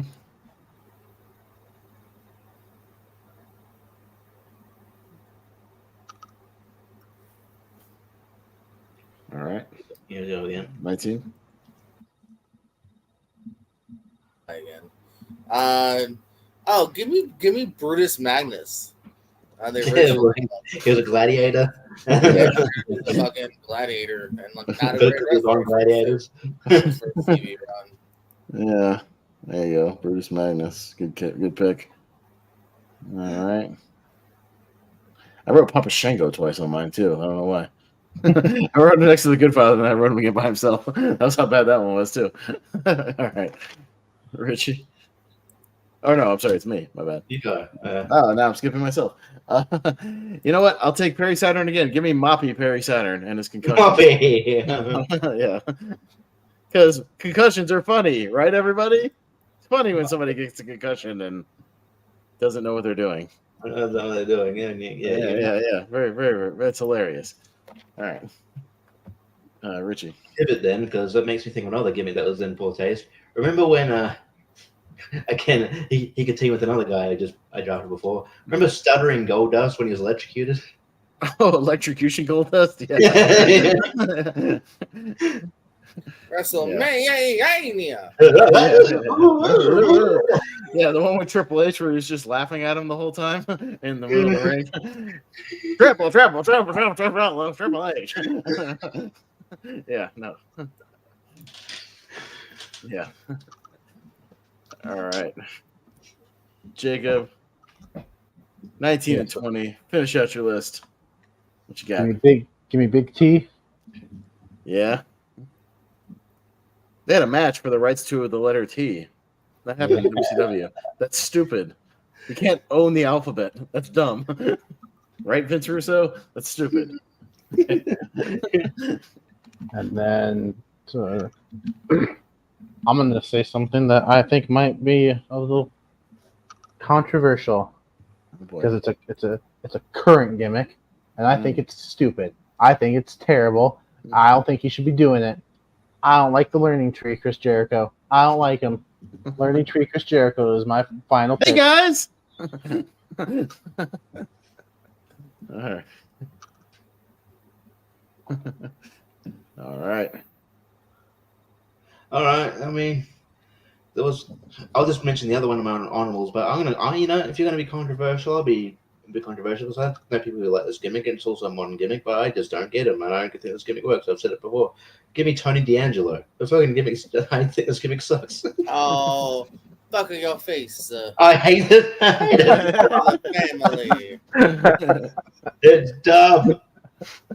I like Tony. He's a gangster that tries to kill people, but he can't actually. Anyway, it's stupid. He just puts them in boots and rides them around place. I like Tony. All right. I'll take one that, again, is a legendary wrestler, but it's a gimmick that went on. It was a one-joke thing that went on for months. Bafflingly so. Give me Mr. America. Hulk Hogan. Oh, yeah. Fuck me. Like, it would have worked for like a one appearance thing of like, oh, this is how I skirt around some, being banned or whatever. But it went on for like months and months. And I'm like, what are we doing? Why is this still a thing? This is dumb. Yeah, Mr. America. How many left? You got one more. Final one. And then just honorable mentions. Ooh. Yeah. See, I want to go out with a bang then. All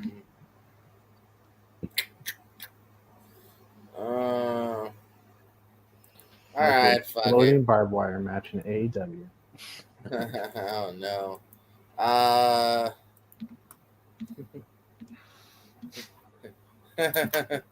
Give me Luther from AEW. Carrot Luther. No. I like him here because he's silent and just gets beat up every once in a while. Give me original AEW Luther. Give me 50-year-old Jericho's friend who gets signed and is kind of crazy. Like I guess Dr. Luther or whatever. Yeah, give me Luther from AEW. Yeah, it's original AEW. Yeah, because he's Jericho's buddy. That's right. Yeah. All right. There you go. All right. Who's got honorable mentions? I got a whole list of them, obviously. I've got a few. But throw them out there. What do you got? All right. The one I was going for, but I pivoted to Tony D'Angelo. I was going Dean Douglas. Teacher gimmick. In that vein, Matt Striker. Nightmare Collective from AEW, early days. That sucked. The Dark Order when they first came in with everybody. That sucked. PMS.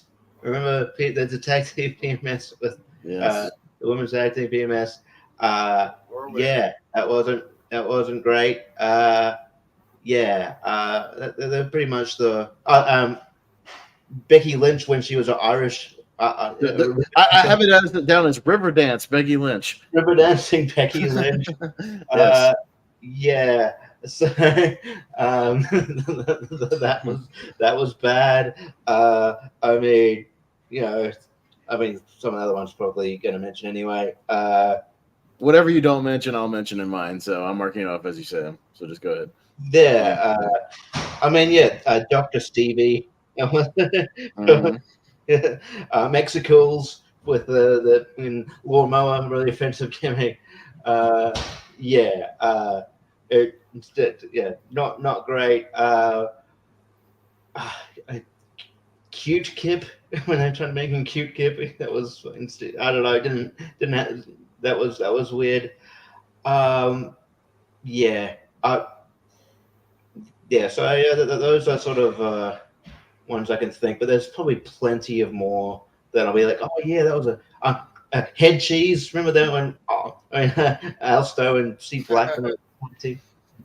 Well, I thought that was more of like a joke of Al Snow trying to get Steve Blackman to have a character, and it was just a bad idea. Like I thought they played into the bad idea. Okay, well, yeah, fair. No, I don't think it was like super serious. It was more Al Snow just trying to like come, because they did a couple of different gimmicks for over the weeks where like he tried to make him a dancer and like tried to do different. He had like ideas, and that was like the last idea. So I think that was like kind of part of the story, like more than anything. But yeah, it was still stupid. Fair enough. Yeah, I can't like. I mean, yeah, I think it's a bad idea to make Corbin into commissioner. I guess that's a bad gimmick. I thought Happy Corbin was stupid. Happy Corbin stupid, and that vain Madcap Moss stupid. Yeah.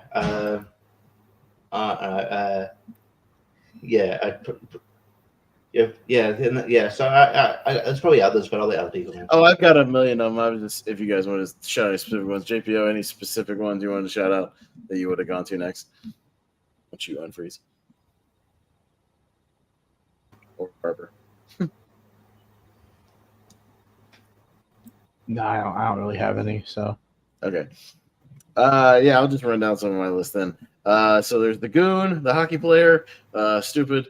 Friar Ferguson, the other half of Bastion Booger, is bad. Any number of other gimmicks of the Shockmaster, Tugboat, Typhoon. Yeah. Any number of it. I'm surprised, Richie, as much as you rail on him and his gimmick, Red Rooster, you didn't take Red Rooster, but it's been a chance to take the Red Rooster, Terry Taylor. The Flying Elvises was stupid. There's a bunch of really good cruiserweight workers, and you just made them Elvis characters for no reason. And again, went on for like a year, went on way too long for what that gimmick was. I mean, for what it was, I'm sure Dwayne Gill's a nice guy, but Gilbert is stupid. even if it's funny, it's dumb. Mordecai was obviously bad. Whether or not you like Pirate Paul Burchill, it's still a pirate on TV. Just being dumb. Fantasio, as we drafted last week or the last time. The Repo Man. I'm surprised JPO drafted Abe Knuckleball Schwartz. That's a bad gimmick too. Even as a wrestler. Any number of fake stings that they played off as real Sting, I always thought was stupid. Jeff Barber as fake Sting. The Disciple, another Ed Leslie bad generic gimmick. Obviously Isaac Yankum, I thought he would have gone at some point, but Psycho Dentist Kane, Duke the Dumpster, the Mountie, Billy and Chuck, I always thought was just stupid and went way too long, especially their dumb friendship ceremony was stupid. Waylon Mercy, the Cape Fear Robert De Niro gimmick. Anybody remember that? It was Bray Wyatt before Bray Wyatt, kind of. Basically. You drafted him, Richie, Damien Demento, whatever that character was. Zeus, Tiny Lister as Zeus. Anybody remember Santa Claus? Balls Mahoney? Balls Mahoney, yeah. As the evil Santa Claus. The Battle Cat, Golga, or any number of the oddities you could go with. Sparky Plug, Bob Holly's race car driver gimmick. G.I. Bro, that Booker T brought back for a little while under Russo. Yeah, he lost the T. He lost the T and then had to become G.I. Bro again. So that was stupid. The artist formerly known as Prince Iuke is dumb. The Maestro was stupid. Kwee-Wee was stupid. The Rock and Rave Infection was dumb. Yeah, speaking of fake guitars. Yeah, fake guitars. JPO drafted Techno Team 2000. You could take them as well. Yeah, any number of narcissist knockoffs. So Rob Conway, Mark Jindrak, The Reflection of Perfection, which was stupid and didn't last very long. I hated Corporate Kane wearing dress slacks. I thought that was fucking stupid for like a year when he was just Corporate Kane. I hated that. Kama the Supreme Fighting Machine, speaking of The Godfather, was dumb. Samba Simba, Tony Atlas's, Oh, yeah, that was. Yeah, that was bad. Rockabilly, Billy Gunn, doing the the singing gimmick. Quang, Savia Vega, and then Roadblock. He came to the thing with a road sign. He's Roadblock. So I guess the other one I forgot to mention. I mentioned it in the other draft is Black Rain, Dustin Rhodes at his heaviest at holding rats. just so. I almost went there at the end. Yeah. So there you go. Well, any number of bad gimmicks, obviously, plenty to choose from, and the worst of the whoa, yes, Jesus. God damn it. All right, Jacob, wrap it up before the dogs. Yes. We a little bit longer than normal, but still a fun time. JPO, real quick, where can people find you online? What's up, everybody? We got a fun night tomorrow night over on the Piersco. The Intercontinental title will be defended in a fray. So, maybe Richie might fight for that title. If anyone else wants to sign up, you can still sign up. And we'll have an Intercontinental title match tomorrow night. And then over at the Wrestling Channel, Wrestling with Trivia returns for about a month. We're going to have a world title match there. Chris Cass has to defend. And so we're just going to find some victims for Chris Cass. That's going to be a lot of fun over there. And we're not doing that. Earlier tonight, these people, except for Jacob, we talked our favorite movies of the year so far. Before that, I talked my favorite TV shows of the year so far. So if you want some recommendations for some TV and some movies, check out the Piersco because we got you. All right. Richie, where can people find you? You can find me, JPS channel, Talking Movies. You can find me here, Lonely Marks. You can find me, other places. On the internet. You can find me at the tournament fight Bleach tomorrow, right? The Chris Scott half bracket, championship, half bracket, and then doing trivia tomorrow before that too. And so I'm around, and all good. And looking forward to talking John Cena next week. And I've got one in the thing in the pipeline, which I might talk to you guys off here about. Big JPO is one on the pipeline too, so think about what you want to do down the line. Because we got a little bit of time between now and SummerSlam, so think about what you and Wembley. So we got a couple weeks, so think about what you want to do as well. And then I don't really have much going on the interwebs anymore, so you can catch me in my living room listening to the new Eminem album once we get off there. That's what I'll be doing. Pez, where can the people find you? And then you're in charge here, so take us out. All right, sounds good. No, over on the Movie Hero Network, co-hosting or hosting all the stuff over there. You can find that Facebook group as well. We post all of our links to all this, all these good people stuff. JPO posts a lot of his stuff in there. Henry Confidential posts a lot of stuff in there. Speaking of that, me and JPO will be on the dais for tomorrow night at midnight, the roast of Henry Confidential. So you can tune in for that or tune into the replay. If you want to hear me tell jokes. Tomorrow? That's tomorrow. You better write some jokes if you don't have any yet. I've got jokes. I actually wrote some shit. So Henry, fat and ugly. That's all I got. All right. Well, I mean, he did say 1 to 5 minutes, so maybe he'll be on the lesser side. Actually, mine might be closer to 5. I got a good amount of material, so we'll see how it goes. I just got to put it in order. There we go. Bam, you're ugly. Bam, you're a nerd. Boom, roasted. All right, bye. Did Andy Sandberg roasted? All right, and then I'll be on Rankum on Sunday night doing an all-time action movie Rankum with the top 12s from all the different decades. So we'll be determining kind of the S tier of the S tier, if you will. Oh yeah, I'll be on that too. Oh, cool. Well, I'll see you there, Jacob. Yeah. Because it's just like the tier rankers when we do the championship. The S tier of the S tier, the best of the best. So yeah, well, it's a familiar territory. We did an action series over on the tier ranker fights, so I may go back and look and see what we did for that. Yeah, no, that's about it, and just everything we have on Move Here Network next week. So there you go. So all right, yeah, well, I'll take us out. Jacob, thank you for hosting as usual. It is your show. I just help run it sometimes and do your thing, and then fill in when you're not here. It's all good. So yeah, for you, Jacob, for Richie, for JPO.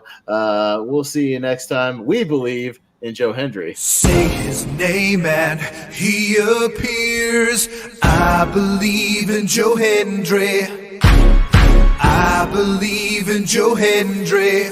Cause they love him in London and Paris and Tokyo, America, Scotland and Canada and Mexico. They say